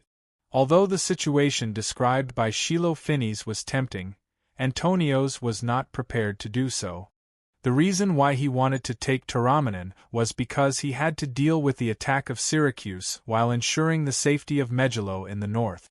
Otherwise, if the people of Syracuse attacked from the south, the mercenaries of Tauromenion attacked from the north, and even the colonists of Messina and Medma would send reinforcements, Megillo would be in danger of being completely surrounded. As for taking down Sicily city, it seemed perfect, but when a great enemy was about to arrive, splitting his forces would lead to the possibility of fighting on two sides. This was a great taboo stipulated in the law of Dionysus, and Antonios would certainly not make such a mistake. Antonios thought silently, it seems like I can only strengthen the defense of Megillo, wait for the arrival of those exiles, and decide on the next step of the plan according to the situation. When the envoy of Sparta, Callissippus, returned to Sparta, teacher Aegisai had already received an order from the Council of Elders to go to Corinth and replace Praxedes to command the army of the Sparta alliance and continue to attack the city of Corinth.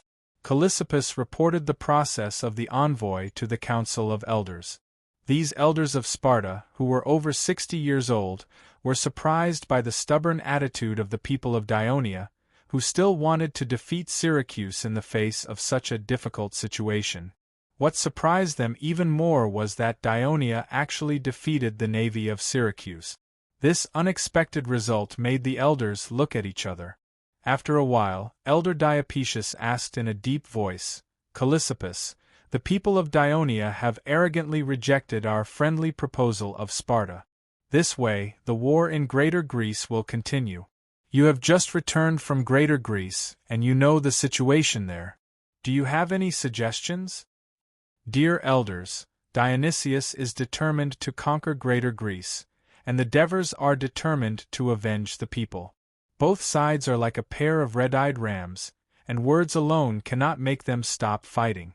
If we, Sparta, can't come up with any other way to mediate this war, the war in Greater Greece will continue until one side falls. Callissippus answered truthfully. In other words, Sparta's reputation was not enough to subdue the two major forces in the western Mediterranean. They had to come up with something practical to make them obey, such as an army. The elders fell silent. Right now, most of Sparta's energy was focused on the war in Corinth. A small part of their army was still in Asia Minor. They had no spare energy to open up another battlefield. After a long while, Elder Lysippos sighed. It seems that Syracuse will not be able to help us in the short term. As the regent of Sparta's king Aegisiopolis, Praxidas represented Aegisiopolis in the council of elders. At this moment, he asked, Callissippus, who do you think will win this war, Syracuse or Dionia? As soon as this question was asked, the other elders looked at him in surprise. The meaning in their eyes was obvious. Of course. Although Dionia won the naval battle, the final victory would still be settled on land. However, the difference in strength between the two sides was obvious. The possibility of Syracuse winning was very high. After all, Dionysius was leading an army of 80,000. Sparta had never had such a powerful army before. However, Callissippus was hesitant. He thought for a while and said, although Dionysius has an obvious advantage in terms of strength, Dionia has the Devers. In the past, every war that happened in Dionia, based on the situation before the war, we always thought that they couldn't win. But in the end, they always won. That was why Dionia became a city-state alliance that we couldn't help but pay attention to in just a few years. Now, the Devers have defeated the Simonians in central Italy and returned to Thurii. It's said that under his command, the Dionysian fleet miraculously defeated the navy of Syracuse, which was far stronger than them. Now, he's leading Dionia's army to face Dionysius's Syracuse army. It's really hard to tell who will win. Dionysius is not like those stupid generals that Dionia has faced before. One of the elders retorted, he defeated Carthage. The Devers. Diopetius sighed. Callissippus, I remember that you once suggested to the council to accept him as Sparta's VIP. Yes, I have proposed it to the council, answered Charlesthorpe truthfully. I didn't expect that the insignificant young man a few years ago would become a headache for us, Sparta. Diopetius turned to the elders and said with a solemn expression, we need to seriously consider Callissippus's deduction, and consider how Sparta should respond if Dionia really defeats Syracuse. The elders were shocked and fell into deep thought when they heard this. They suddenly realized that although Sparta did not have much contact with the Dionia alliance, their relationship was not very good. On the contrary, they heard that Dionia had signed a friendly agreement with Sparta's mortal enemy, Athens. Once Dionia won the Great Greek War, Sparta's previously considered safe rear, the western Mediterranean Sea, would become a huge hole. While Sparta would have to deal with the challenges from Athens, Thebes, Corinth, and other traditional powers, they would also have to guard against the hostility of the powerful city-state alliance in the west. The pressure that Sparta would face would undoubtedly increase dramatically. Many of the elders' faces turned gloomy when they thought of this. One of the elders pretended to be relaxed and said, this is just a hypothesis. The possibility of Dionia winning is very small. We might as well make it so that Dionia has no chance of winning at all. Another elder said fiercely, what can we do then? Send troops to support Syracuse in Greece. Most of the warriors are now concentrated in Corinth. How can we still send troops? Ask for help from other allies? Unfortunately, our attention and support for the western Mediterranean Sea has always been invested in Syracuse. Our understanding of Greece is not as good as Athens. Praxidas was angry that the elders had removed him from his position as the commander of the Sparta Alliance army. He mocked them to his heart's content. Oh, right, there's also Tarentum. Unfortunately, when Dionia won the naval war against Syracuse, they were easily defeated. Look, this is the Western Mediterranean plan that you've been working on for decades. What a pile of sh*t. All the elders were rendered speechless by his words for a moment. At this moment, a voice rang in the quiet hall. Perhaps we can have a friendly discussion with Dionia. Chapter 541. Friendly negotiation? How so? Lysippus frowned and was about to ask. Suddenly, the door of the venue was pushed open, and Inspector Endius walked in. The rotating chairman, Lysippus, was very dissatisfied and shouted, "This is the most sacred place in Sparta. As an inspector, don't you know the procedures that outsiders must go through to enter this place?" "I'm sorry, Honorable Elder Lysippus." Endius bowed and apologized, still unable to hide the excitement on his face, because the Elders' Council has always emphasized the need to keep abreast of the progress of the war in Corinth, it seems that there is some good news. Lysippus looked at him and said slowly, "Say it, young man. Let us be happy too. There has been too much bad news during this time." "It's Corinth's battle report. King Agesilaus has captured Port Lycaon," Endius said loudly. "Port Lycaon." The elders suddenly showed joy. Corinth, as the city-state of the isthmus that led to central Greece from the Peloponnesus Peninsula, was the main battlefield in this war between the Sparta Alliance and the anti-Sparta Alliance.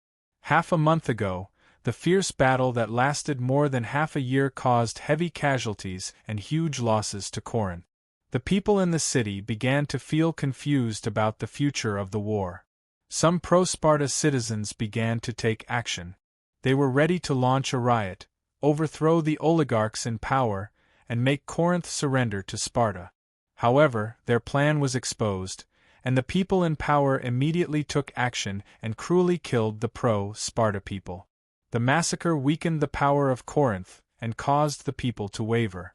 So the families of the victims quietly opened the city gate and let Praxedes lead 1,000 heavy infantry into the outer city of Corinth. Corinth hurriedly mobilized a large number of troops to besiege them. Its allies, Argos and Thebes, also sent reinforcements to fight. After many fierce battles, the two sides failed to completely repel the Sparta people, but they also did not let the Sparta people gain more achievements. The Sparta people occupied part of the outer city of Corinth and were in a stalemate with the allies. However, the Sparta Council of Elders was tired of Praxedes's poor performance in Corinth for a long time and decided to replace him. When the news reached Praxedes' ears, he was very angry. He was also troubled by the enemy's endless attacks in the city, so he simply led the army to retreat from the outer city of Corinth and did not take any more offensive actions. This gave the people of Corinth a chance to breathe. The people of Athens also rushed over with many carpenters and masons, taking the opportunity to repair the repaired or destroyed city walls. The morale of the soldiers of Corinth was restored. Now, at the south end of the isthmus was the city of Corinth itself to the west, and the affiliated city of Argolis to the east, mainly guarded by the Agatians. The two cities were connected by a long wall, completely blocking the land passage through the isthmus. At the north of the two cities, reinforcements from Thebes and Athens would come through the isthmus passage on the east and west sides at any time to help. When Agesilaus rushed to the outside of the city of Corinth to take over the army, he was faced with the enemy whose morale was rising and the fortified city defense. After understanding the situation of the battlefield in detail, he did not continue to use the strategy of the former commander, Praxedes, to attack head-on. He pretended to attack the city of Corinth, but he let his brother Tilius secretly lead the fleet to work closely with him. He led the elite soldiers on warships, bypassing Corinth, and suddenly landed on the north of Corinth, near the Corinth Canal, the port of Lycaon. The defenders of Lycaon were unprepared, and soon, the Sparta people occupied the port.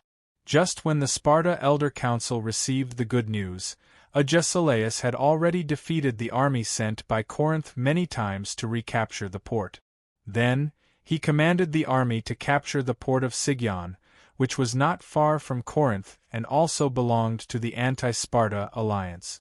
A few days later, Agesilaus continued to work hard. He led the army and took the warships to capture a port further north of Corinth, Port Pilion. This port was the only way for Corinth to connect to the Piotia region. After the Sparta people occupied it, other than the east side of Corinth, which was still connected to Argolis, the other directions were surrounded by the Sparta people. More importantly, Agesilaus used this port as a stronghold and sent his army north along the west side of the isthmus. Soon, they entered the Piotia region and conquered Sidon, Clomion, and other city-states. This caused a commotion among the city-states of Piotia. The other city-states sent envoys to Agesilaus' camp to ask for peace. Even the Thebes finally sent envoys under the appeal of the people. Under such a trend, even the people of Corinth began to waver. During this time, Agesilaus was shrouded in the halo of victory. He seemed to have become the arbiter of all Greece, washing away the shame of being a cripple 4 decades. At this time, General Iphicrates of Athens led the 3,000 mercenaries he had personally trained through the road on the east side of the isthmus. They first entered the city of Argolis, and finally stationed themselves in the city of Corinth. Udir, the former capital of the kingdom of Messapi, was located in the middle of the southern region of Apulia. It was surrounded by flat fields and dense forests. Agriculture and livestock were relatively developed, and it was still the central town of the Messapians. At this moment, in the aristocratic parliament of Udir, the archons from Agracia, Eugentum, Manduria, Mazania, Odrum, and other cities of Messapi were gathered here. Sitting at the very front, in the center of the room, was the archon of Udir, Pasamiris. This Messapi aristocrat was tall and dignified. He was a distant relative of the former king of Messapi, Attas. However, his political skills were far better than his relative. After many years of hard work, he had basically taken control of the aristocratic parliament of Udir, so much so that he could easily be elected as an archon every year. There were often rumors about him in the city. We sent away an old king and welcomed a new king. Pachimerus, let's not wait any longer. It seems that our allies will not come. Carmelus, the consul of Euxentum, could not help but say. Be patient. I think the Pucetti will come, but they are the furthest from here, so of course they will come later, Timoglas, the consul of Agracia, advised. Timoglas, I heard that your Agracia has been in close contact with the Pucetti in the past few years. No wonder you are speaking up for them. Agracia has almost become the territory of the Pucetti. Thairst, the commander of Brindisi, mocked. After Brindisi was recaptured, since the original Messapian residents of the city had been killed or sold into slavery by the Tarentum people, the various city-states voted and elected Thairst's clan, the former great noble of Udir, to be stationed in Brindisi. According to the previous agreement between the two sides, his clan and the Pucetti each occupied half of the city of Brindisi. It was inevitable that the two sides would have conflicts of interest, especially in the management of the port. This made Thairst more resentful towards the Pucetti. Who said that we, the Pucetti, will not come? A loud voice came from outside the hall. King Pucetti's trusted aide, Pulo, pushed open the door of the room and strode into the hall. If it wasn't for you delaying the attack on Tarentum so much that we thought you were going to cancel the attack, we would have come a long time ago. Pachimerus smiled slightly. We waited for a better opportunity, and now the opportunity has come. Tarentum has been hit hard by Daionia, and most of its militia has been lost. Daionia has defeated Tarentum's ally, Syracuse, in Crotone. Now the two sides are confronting each other in Siltam. This is the best time for us to boldly attack Tarentum. In the backyard of the great chief's residence in the city of Potentia, Paumet was discussing with Vale. The tribal chief said impatiently, Great chief, Daionia has already occupied Capsa. My tribal territory is no longer in danger, and I can lead my people back to my territory. But you know, the evil Samurai burned down my territory, and most of my warriors were killed or injured. Now I don't have enough labor to rebuild my village, so you must give me some Samurai captives and enough food." Pwammet looked troubled. "Although the Devers gave us a lot of food when they left, the other tribes have taken a lot of it with them when they returned to their territories, so the food supply in the city is still a little tight. I can only give you a portion of the food. If you want your tribe to survive this winter, you have to think of another way." "Why do I have to think of a way, and not the other tribes?" Veil felt that it was unfair. "Because your tribe is near Kopsa," Pwammet said softly. As a chief, Veil was not a fool. He quickly understood the great chief's intention. "What if Kopsa doesn't have enough food?" "If Kopsa is also short of food, Borat would have asked me for help," Pwammet said calmly. Pomote said calmly, "Veil, the Samurai captives are not ordinary slaves. Your tribe has too few warriors. Can you tame them?" "Great chief, don't worry. Have you forgotten which tribe in Potentia has the most experience in dealing with Samurai captives? Apart from our tribe, there is no one else," Veil said proudly. Pwammet did not say anything. Indeed, in the past, Veil's settlement was adjacent to the Samurai people. Whenever there was a conflict between the two sides, the captured captives were often handed over to his tribe. Most of his people could also speak Samurai. Chapter 542. Veil imitated Borat's persuasive tone and said helplessly, "Elia used to be a fragile hare that was often bullied by us. Now, relying on the Dionia, he actually became our ally." Pwammet saw that he still seemed to be a little uneasy and wanted to persuade him, but he saw his trusted servant rushing into the hall. Veil saw that Pwammet's expression had changed after he whispered a few words to Pwammet, so he quickly asked, "What happened?" Pwammet turned to look at him and said in a deep voice, "Dionia defeated the army of Syracuse." "The Dionia really won?" Veil's eyes widened in shock and he could not help but murmur, "Sir Devers is indeed powerful. So Greece is Dionia's?" "Not only Greece," Pwammet said lightly. After learning this news, the remaining worry and the remaining hope in his heart disappeared. He exhaled lightly and said, "Go back to the territory and bring 20 sheep with you. Give Lady Alexis a congratulatory gift on my behalf." Based on the impression of the Samurai in the historical records of his previous life, the Devers asked Alexis to lead the army to attack Kopsa cautiously. In fact, the Devers lured and annihilated the main forces of the Pentine tribe and the Keutini tribe in Poseidonia. Then, the Samurai camp in Potentia was met with a camp howl, which caused the warriors of the Hilpini tribe to suffer heavy losses. In the cold winter wind and rain, the Samurai warriors were starving and fled into the mountains.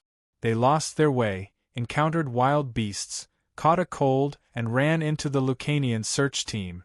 The defeated Samurai soldiers were like stray dogs, living in a state of panic.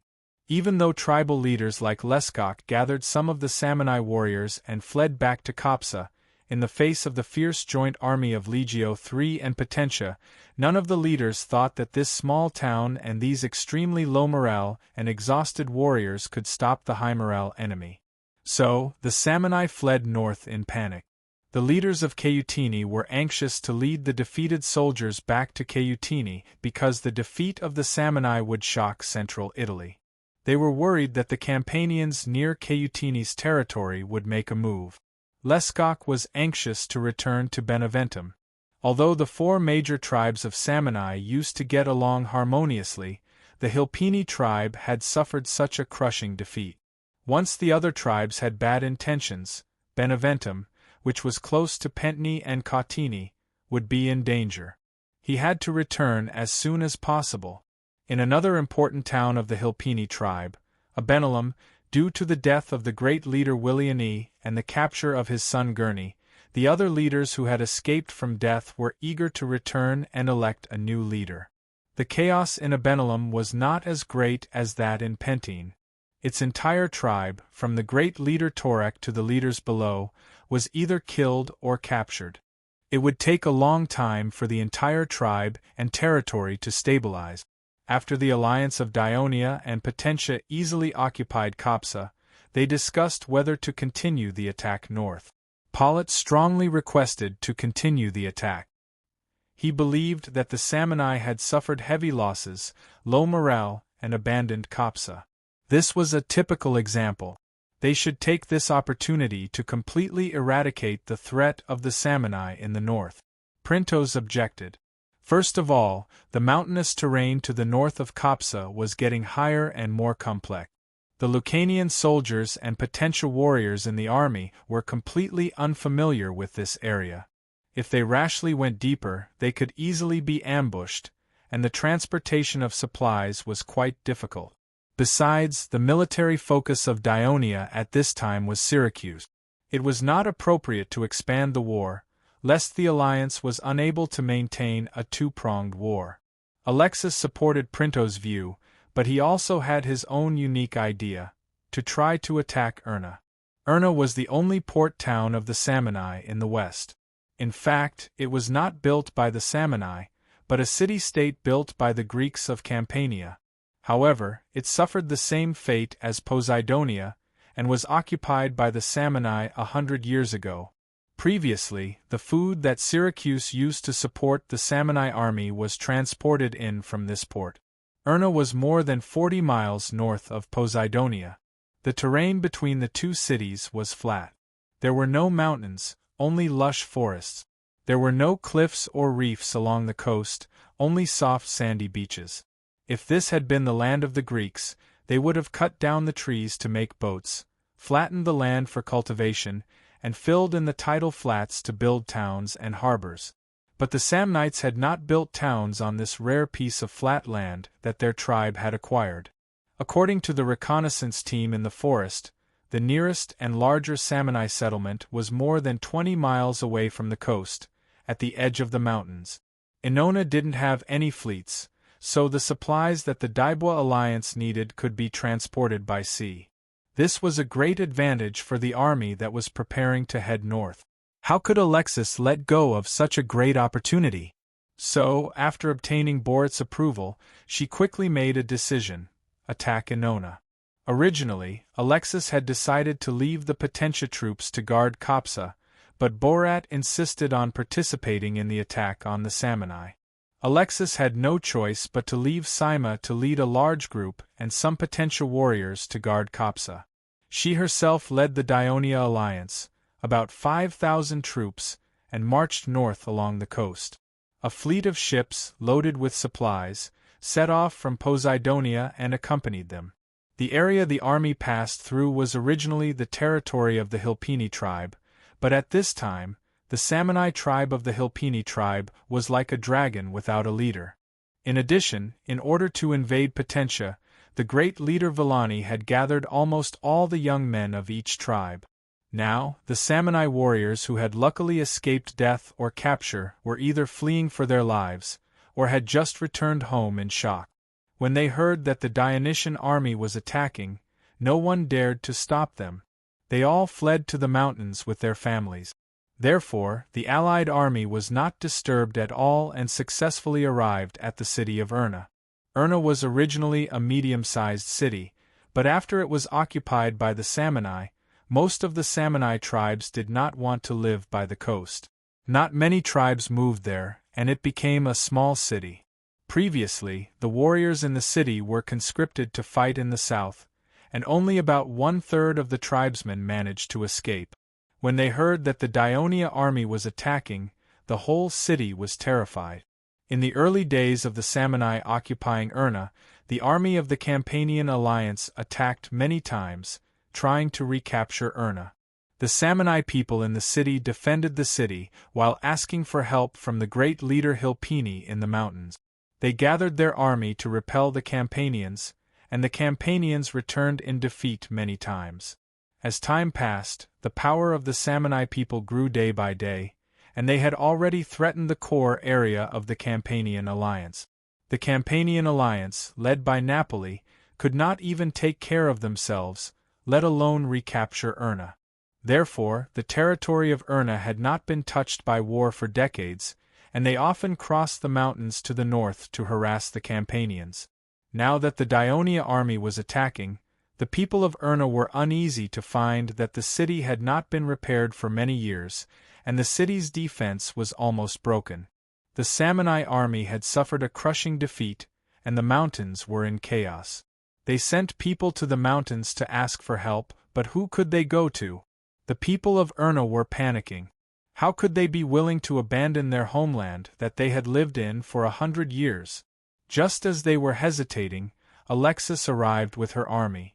She did not attack the city immediately, but calmly ordered her army to build a camp and unload the supplies from the fleet that was anchored on the beach nearby. 2 days later, he planted all the flags of the Samnite tribe under the city walls of Ennona one by one. Then, he gathered 10 ballistae and shot stone bullets together, knocking down a wooden sentry tower behind the city walls. After a series of exclamations in the city, he sent someone to shout at the foot of the city, demanding the other side to surrender. After an urgent discussion among the panicking Samnite people, one of the elders said something thought-provoking. He said, "My people, the situation here has changed greatly. The heavily damaged Abenelum and Beneventum will not be able to protect Erna for a long time, and Erna will be vulnerable to enemy attack. Even if the people of Daionia do not attack, the Campanians in the north and the Potentians in the south will take advantage of the decline of the tribe to come for revenge. Erna will never have a day of peace. Why don't we take advantage of this war, which has reduced the number of tribes in the mountains? If we move now, there will be some good places for us to live in."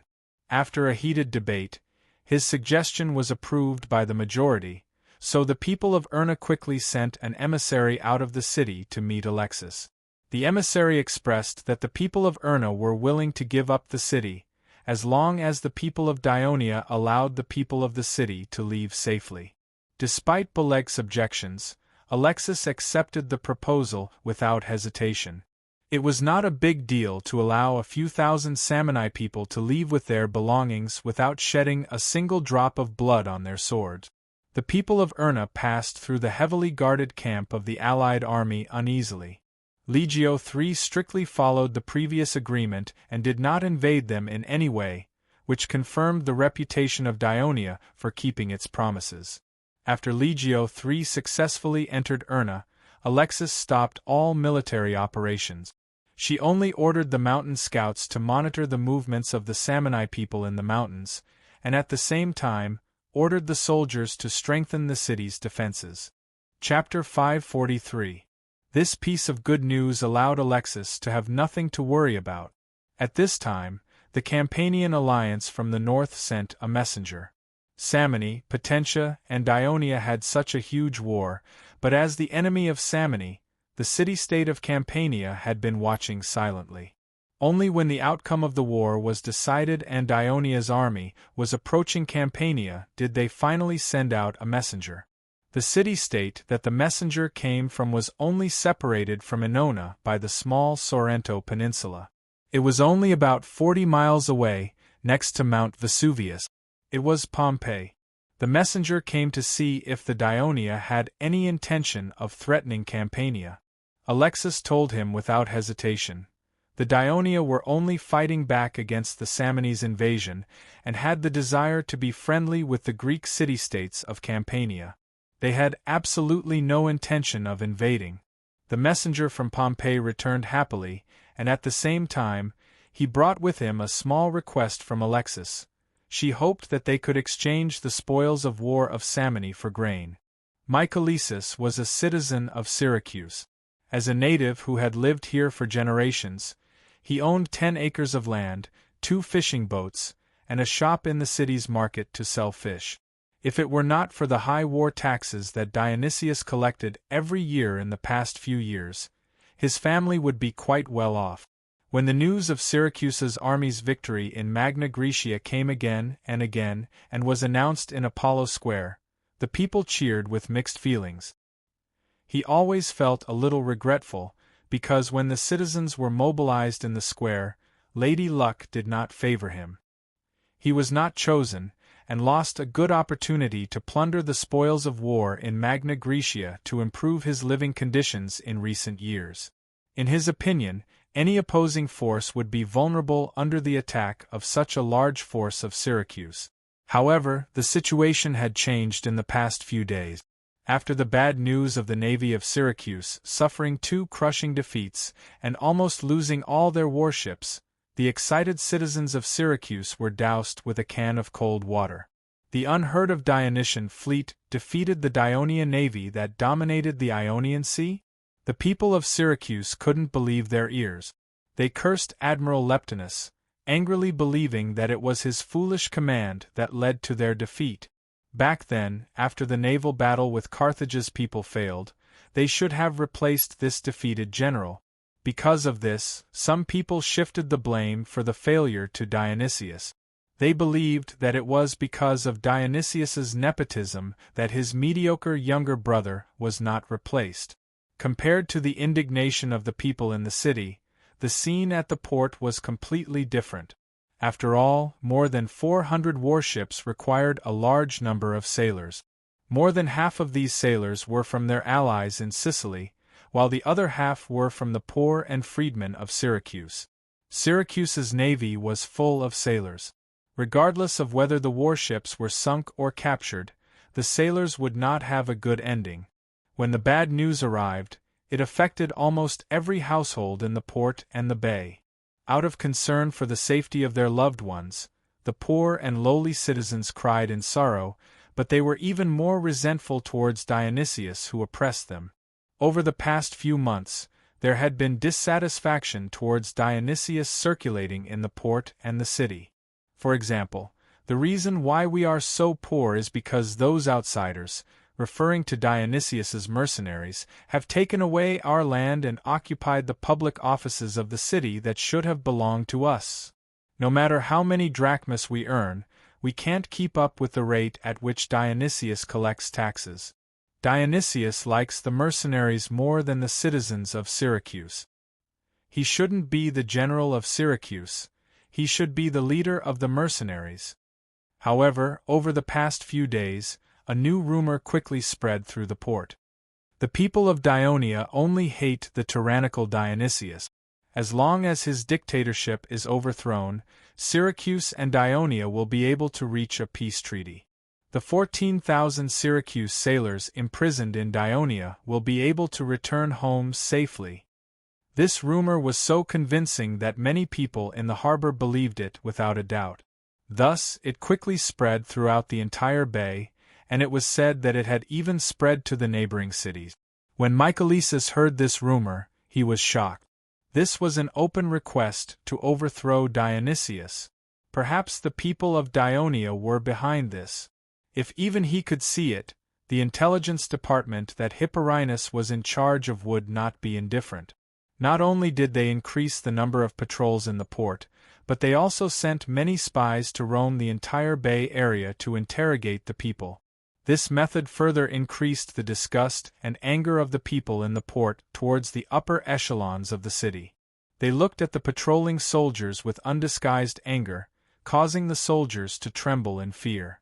They always patrolled in groups of more than 20 people, not daring to wander around alone to avoid getting themselves killed.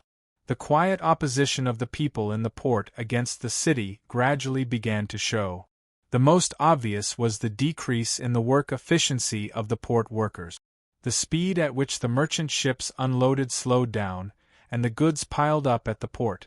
It took a long time to move them into the warehouse. As a result, the goods piled up more and more, almost causing the port to be blocked. However, the merchants did not dare to get angry, because it was likely to anger the poor people who worked with resentment, resulting in a conflict. In the end, they would still be the ones to suffer. Of course, Mycalesus did not have to worry about this. He traveled between the port and the market all year round. He was a humble person and had a good relationship with the fishermen in the port.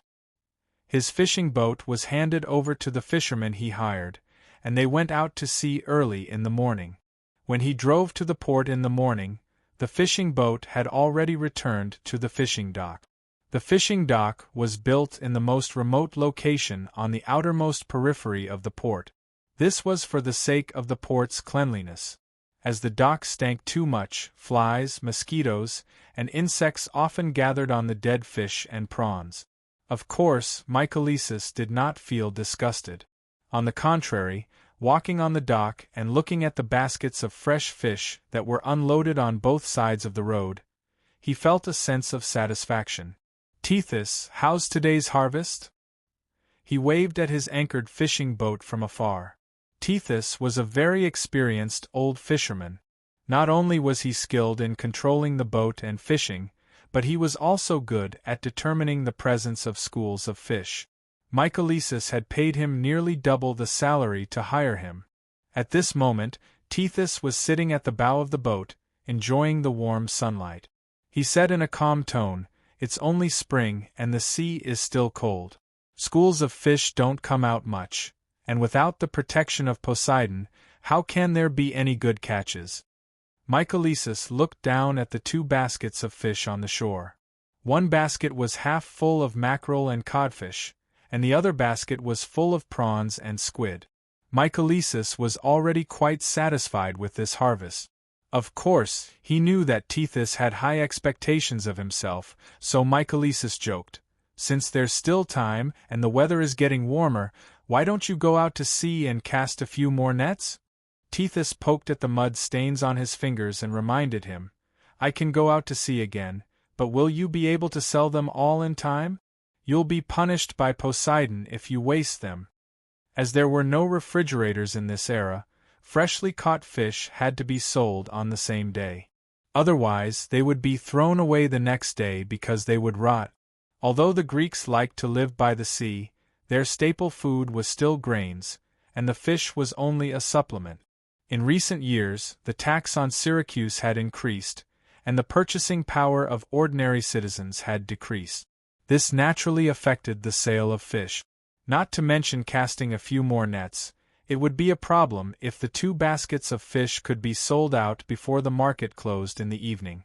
When that time came, they might have to bring the leftovers home to make fish porridge for the slaves, or feed the pigs and dogs. Michaelisus sighed and did not speak. He turned around and ordered the slaves to carry the baskets onto the carriage. At this moment, another fisherman on the fishing boat shouted, "Hey, Michaelisus, have you heard? Dionysius's army has been defeated by the Dionia." "How is that possible? Where did you get the news?" Michaelisus was shocked and could not believe it. "Why not? If our navy can lose to the Dionia, of course our army can lose to them too." Not only did the fisherman not feel sad for the city's defeat, he even had a strange look of schadenfreude on his face. Now the news has spread throughout the port. Some merchants from Great Hellenic have confirmed it too. I heard that Syracuse suffered a terrible defeat in this battle. It's time for the people in the city to cry. It doesn't matter if it's the people in the city or the people in the port. Syracuse's defeat isn't a good thing for us, Tethys said calmly. We've lost. Dionysius should stop the war and negotiate with Great Hellenic, the fisherman said with anticipation. If there's no more war, there'll be no more war taxes. I'm afraid that Dionysius will continue the war. Not only will the tax burden increase, but people like you and I might even be conscripted as sailors. Tethys finally showed a hint of worry on his face. I won't die for Dionysius. It's time to end this war, the fisherman yelled. Michaelisus was not in the mood to listen to what they were saying. He walked back with heavy step. He did not feel happy at all that he did not participate in the expedition and escaped the disaster. The news of Syracuse's army's defeat in Great Hellenic weighed heavily on his heart. It reminded him of the huge storm that arose in Syracuse when Carthage's army arrived a few years ago. Chapter 544. The carriage, driven by the slaves, slowly left the fishing pier. Michaelisus looked at the fishermen and laborers on both sides of the road as they watched him leave. Only then did he realize why he felt a little strange when he came to the dock. Usually, when he came to the dock, the fishermen would greet him, But today, other than the few fishermen he hired, everyone else was silent. The entire dock was shrouded in a strange silence. This made him feel uneasy. In fact, just as Michaelisus was rushing to the pier, the news of Syracuse's army's defeat in Great Greece had begun to spread in the city. The citizens of Syracuse who learned of this shocking news rushed to the city hall near the square with suspicion and panic. They wanted to question the temporary supreme commander of Syracuse, Philistos, to verify the authenticity of the news. Compared to the increasing number of people gathered outside the city hall, it was unusually quiet inside. There were only a few people in the governor's conference room, but all of them looked solemn. They had not only received the news of Syracuse's army's defeat, but also General Dionysius's order for Syracuse to send reinforcements. "This is unbelievable. 80,000 soldiers, more than 400 warships, such a powerful force, and yet they lost to Dionia, who is weaker than us." Hierolyse sighed, breaking the silence in the room. No one can always win, especially in such a difficult sea expedition. As long as the final victory belongs to Syracuse, with the wealth and population of Great Greece, all the sacrifices will be worth it. Lord Hierolyse, am I right? The chief of intelligence, Hipporinus, looked at him and said coldly, "Yes, if we can win." Hierolyse did not avoid his threatening gaze and said in a serious tone, "But that is only if. The current situation is that our Lord Dionysius and the citizens of Syracuse are besieged in Silatina, which is 2 to 3 days' journey from us, waiting for us to send reinforcements. My lords, I have never doubted the final victory of this war." Philistos spoke loudly to dilute the potential conflict between the two. "Dionia's performance has indeed surprised me, but I think they must have given it their all for the sake of victory. On the other hand, Syracuse still has sufficient manpower and financial resources. As long as we can organize another army and send it to Greece, Dionia won't be able to resist us." "You're right, Philistos. But to build an army of 20,000 men and 100 warships in such a short period of time is not an easy task." "It's not easy," Philistos said firmly, "but we must do it. This is a matter of life and death for Syracuse." He then looked at Macias, the former leader of Campania's mercenaries, who was appointed by Dionysius as the commander of the garrison. "General, how many more citizen soldiers do you think Syracuse can recruit?" Macias thought for a moment before answering, "At least 10,000. We can mobilize more than 5,000 people outside the city, but inside the city." At this point, Macias unconsciously looked out of the hall with a worried expression. "With the current situation, I'm afraid it's not easy to mobilize for war again." The outside the city that Macias was referring to was not the port or the bay, but the mercenaries that Dionysius had placed in the outskirts of the city. He had given them citizenship and land, making them more loyal to Dionysius. Dionysius had moved the population of the conquered city-states many times, and had also placed mercenaries mainly from Campania to occupy the land that the neighboring city-states had been forced to give up. In the past few years, Syracuse had built dozens of new villages outside the city, causing the territory that Syracuse controlled to expand rapidly. It was now the most powerful city in Sicily and even in the western Mediterranean. But this also caused the conflict between the people in the city, the people outside the city, and the people in the port to worsen day by day. Philistos rubbed his brow, clearly feeling a headache from the growing resentment of the people. He said, "Hierolys, I'll leave the recruitment of soldiers in the city to you." "Me?" Little Passenger looked at Philistos in surprise. "I can't help it. The people like you more, and only you can succeed," Philistos said half-jokingly, but his expression was very serious. Hierolys was a little hesitant. He wanted to argue a few times, but stopped himself. Finally, he shrugged helplessly and said, "All right, leave it to me." Philistos was half relieved by Lucian's promise. He continued, "Last time we didn't recruit soldiers from Gela, Commonlina, Agrigento, those city-states on the south coast. Now, let's fill the remaining vacancies from them. Lord Callidemus, the mission of sending envoys to these city-states and getting them to send troops will be left to you. Callidemus, who had been silent all this time, stole a glance at Hipporinus. Seeing him nod slightly, Callidemus said, I will immediately go to these city-states to ask for troops. As a relative of Hipporinus and a confidant of Dionysius, Callidemus was a courtier whose power was second only to Philistos. When Dionysius was not in the city, he actually had a secret mission to keep Philistos in check. Therefore, without Hipporinus' consent, he would not easily leave Syracuse. As if he did not see the silent exchange between the two, Philistos continued, The land troops are easy to solve, but the warships are much more troublesome. We do not have time to build new warships, and without a strong fleet, even if we have more troops, we cannot send them to Greece. Therefore, when you go to the city-states in the south to recruit soldiers, you will also have to ask for warship. I think with the more than 50 three-oared warships docked at the port, we can barely form a fleet of 100 warship. But this is not enough. We still need more three-oared warships to defeat the Dionysian fleet. So, I will send envoys to Cyrenaica to buy or rent their existing three-oared warships. Herolas could not help but say, We have borrowed a lot of money from Cyrenaica and have not yet paid back. Why would Cyrenaica lend us warships? It is precisely because we have not paid back the money that we can get their warship. Philistos smiled. Herolas immediately understood what he meant. If Cyrenaica wanted to get back the capital and interest they had lent to Syracuse, it would be best for them to help Syracuse win the war. Otherwise, Syracuse would be finished, and Cyrenaica would lose everything. Well, my lords, please go and carry out your mission immediately.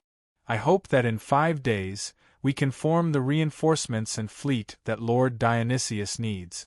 Philistos' voice was gentle, but the order was quite firm. Everyone took their leave, but Philistos stopped Herolas again.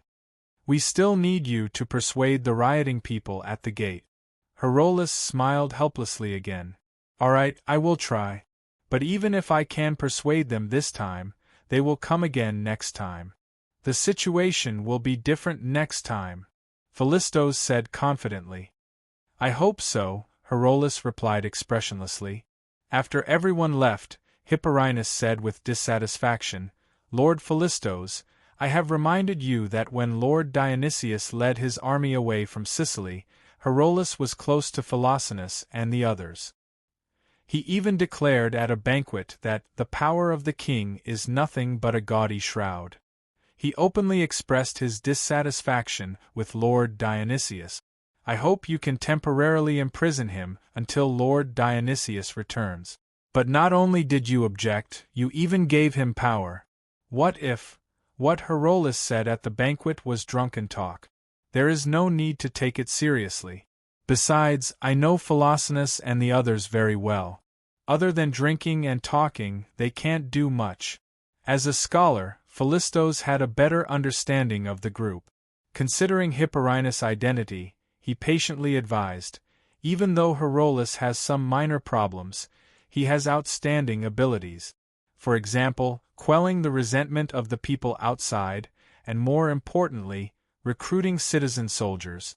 Who else but him can do these things well? In such a terrible situation, he is my best helper. He has such a great influence among the people. If he wants to cause trouble, the damage will be even greater. Hipporinus said coldly. Have you found anything? Philistos asked. Not yet. But his slaves have been entering and leaving the port more than usual. The port is in chaos now, and there are many rumors. I am afraid that there are spies from Dionia causing trouble. Hipporinus' words caused Philistos' expression to become serious. Monitoring the people's abnormalities and ensuring the safety of the city is your responsibility. I have no right to stop you. If I find that Herolas is doing anything that is detrimental to Syracuse, I will not care about our friendship and will imprison him. After all, if there is a riot in Syracuse, The safety of all of us will be threatened. Philistos' expression was cold, and at the same time, he was subtly reminding Hipporinus that as Dionysius's most loyal follower and relative, Hipporinus' impression of the people was not much better than Dionysius's. They were all in the same boat. Lord Hipporinus, I have decided to send 200 mercenaries to the port. I also hope that you can ferret out the spies from Daionia in the port as soon as possible and restore order to the port. Chapter 545. After sending off Hipporinus, Philistos sat on the wooden chair and stared blankly for a while, when the Daionia emissary came to Syracuse to protest. Although Dionysius and Philistos paid more attention to Daionia, they did not really regard them as an evenly matched opponent. But now he never expected that 80,000 troops and more than 400 warships, such a powerful force that could sweep through Sicily, would be defeated by the independent Daionia in Greece. If Dionysius and he had known that it would be such a terrible result, they would probably have delayed the attack for a few more months and made more preparations. But now it was too late for regrets. Only by doing their best to win this war, otherwise the fate of Syracuse. Philistos' mind flashed with the images of the destroyed Cadnae, Naxos, and Carthage, who was forced to sue for peace. He could not help but shiver. The situation in Sicily was very calm now, but who knew if this calm would give birth to a bigger storm? He put away his worries and prepared to summon the finance minister to discuss the issue of money and food for the second expedition. But he saw Hipporinus, who had already left, rush in again with an unconcealable panic on his face. Philistos' heart suddenly skipped a beat, and he heard Hipporinus say anxiously, "I just received urgent news from my men. The Daionia have landed in Sicily, and they have captured Megillo." Bad news came one after another, hitting Philistos like a giant hammer, making him dizzy. He put his hand on the wooden table and asked bitterly, "Is this news true?" "I think you will soon receive the emissary of Sicily's request for help," Hipporinus said anxiously. Philistos was stunned for a moment, then suddenly shouted to his subordinates, "Quick! Go and call Hierolus, Marcia, Callidemus, and the other lords back." There were still the same few people in the meeting room, but the atmosphere was more solemn. The news that the army of Syracuse was defeated in the battle shocked everyone, but it happened in Greece after all. But now that the flames of war had reached Sicily, the sense of urgency was even stronger. What worried them even more was that the fact that Daionia dared to send troops to Sicily meant that they had the confidence to completely defeat Syracuse's army in Great Greece. Dionysius's situation in Great Greece was very bad. How many Daionia landed on Naxos? Messias asked the most important question. "My men have reported that there are about 6,000 to 7,000 of them, and most of them are wearing black armor. Intelligence on the Dionysian army indicates that only the soldiers of their so-called official corps are allowed to wear such armor. Also, they attacked very quickly. It only took a little more than an hour for Melar to be captured. Although some of the Naxos slaves rebelled, it's clear that this is no ordinary Dionysian army," Hipporinus warned in a serious tone. The others furrowed their brows even tighter. "No matter how strong this Dionysian army is, we must destroy it as soon as possible." Philistos looked at everyone with a serious expression. He slammed the wooden table with his left hand and reminded them loudly, "The defeat of our army in Great Greece has probably caused some of the city-states in Sicily to have other ideas. Now, the news that the army of Daionia has landed in Sicily will only cause the seemingly peaceful situation in Sicily to become turbulent. The rebellion of the Naxos slaves is a clear proof of that. We must destroy this army as soon as possible and use this victory to tell the other city-states in Sicily that Syracuse is still strong. This is the only way to maintain the current situation. Once this panic spreads, it will bring us endless trouble. I will immediately go outside the city to mobilize the soldiers. We can immediately recruit about 6,000 soldiers. Also, the 1,000 mercenaries on Ortygia Island, Before Macias could finish, Hipporinus interrupted him. The mercenaries on Ortygia Island cannot be mobilized. They are there to ensure the safety of Lord Dionysius and his family, as well as all of you. Herolus raised the corner of his eye imperceptibly. Can the citizen soldiers in the city be gathered tomorrow? Philistos turned and asked. Herolus shook his head. It will be very difficult. The rioting people outside the city hall have yet to subside. I estimate that it will take at least 3 days to gather them in the square. Do your best. Philistos did not have much hope in the first place, so he said to Macias, I'll send someone to inform the allied states in the north urgently now. Let Taunes, Leontini, Catani, and Sicuri gather their troops. You'll lead the army north tomorrow, and bring the armies of these allied states under your command along the way. The Dionia have invaded Sicily and occupied Melar. The next threat will be the governance of these city-states. They should be going all out. We will also gather troops to reinforce you later. With the addition of the troops of these allies, especially Catani, I think it will be enough to deal with the Dionia. Macias said confidently, I will rush back to gather the troops now. With that, he simply got up and walked out. Lord Callidemus, go to the southern allies and urge them to provide troops as soon as possible. After gathering the troops, immediately lead them to Melar. Philistos continued. Callidemus knew that the situation was urgent and did not argue with Philistos. He immediately agreed. Herolus finally managed to persuade the people gathered outside the city hall to leave. It was already dusk when he returned to his mansion, exhausted. When the door closed, his seemingly exhausted energy immediately recovered. He quickly walked to his study, followed by his most trusted slave, Tista. As soon as he sat down, Herolus hurriedly asked, Any news from there? Yes, master. Tista carefully handed over a papyrus that was folded into a small square. Herolus quickly opened it. To outsiders, it was densely packed and strange symbols, but he knew very well that this was the mysterious Devers number that was popular in Dionia. He suppressed the excitement in his heart and said to Tista, Go outside and wait for a while. After Tista left the study and closed the door, Herolus took out the book, History, from the bookcase. According to the numbers provided on the paper, he found the corresponding page number, line number, and word number.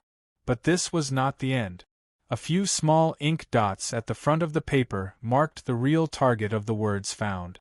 Connecting these words together was the message that the head of intelligence of Dionia in Sicily wanted to convey. Such a complicated secret document was made so that even if Herolus's trusted slave was captured and the paper was taken away, Hipporinus would not be able to understand the secret contained in the paper.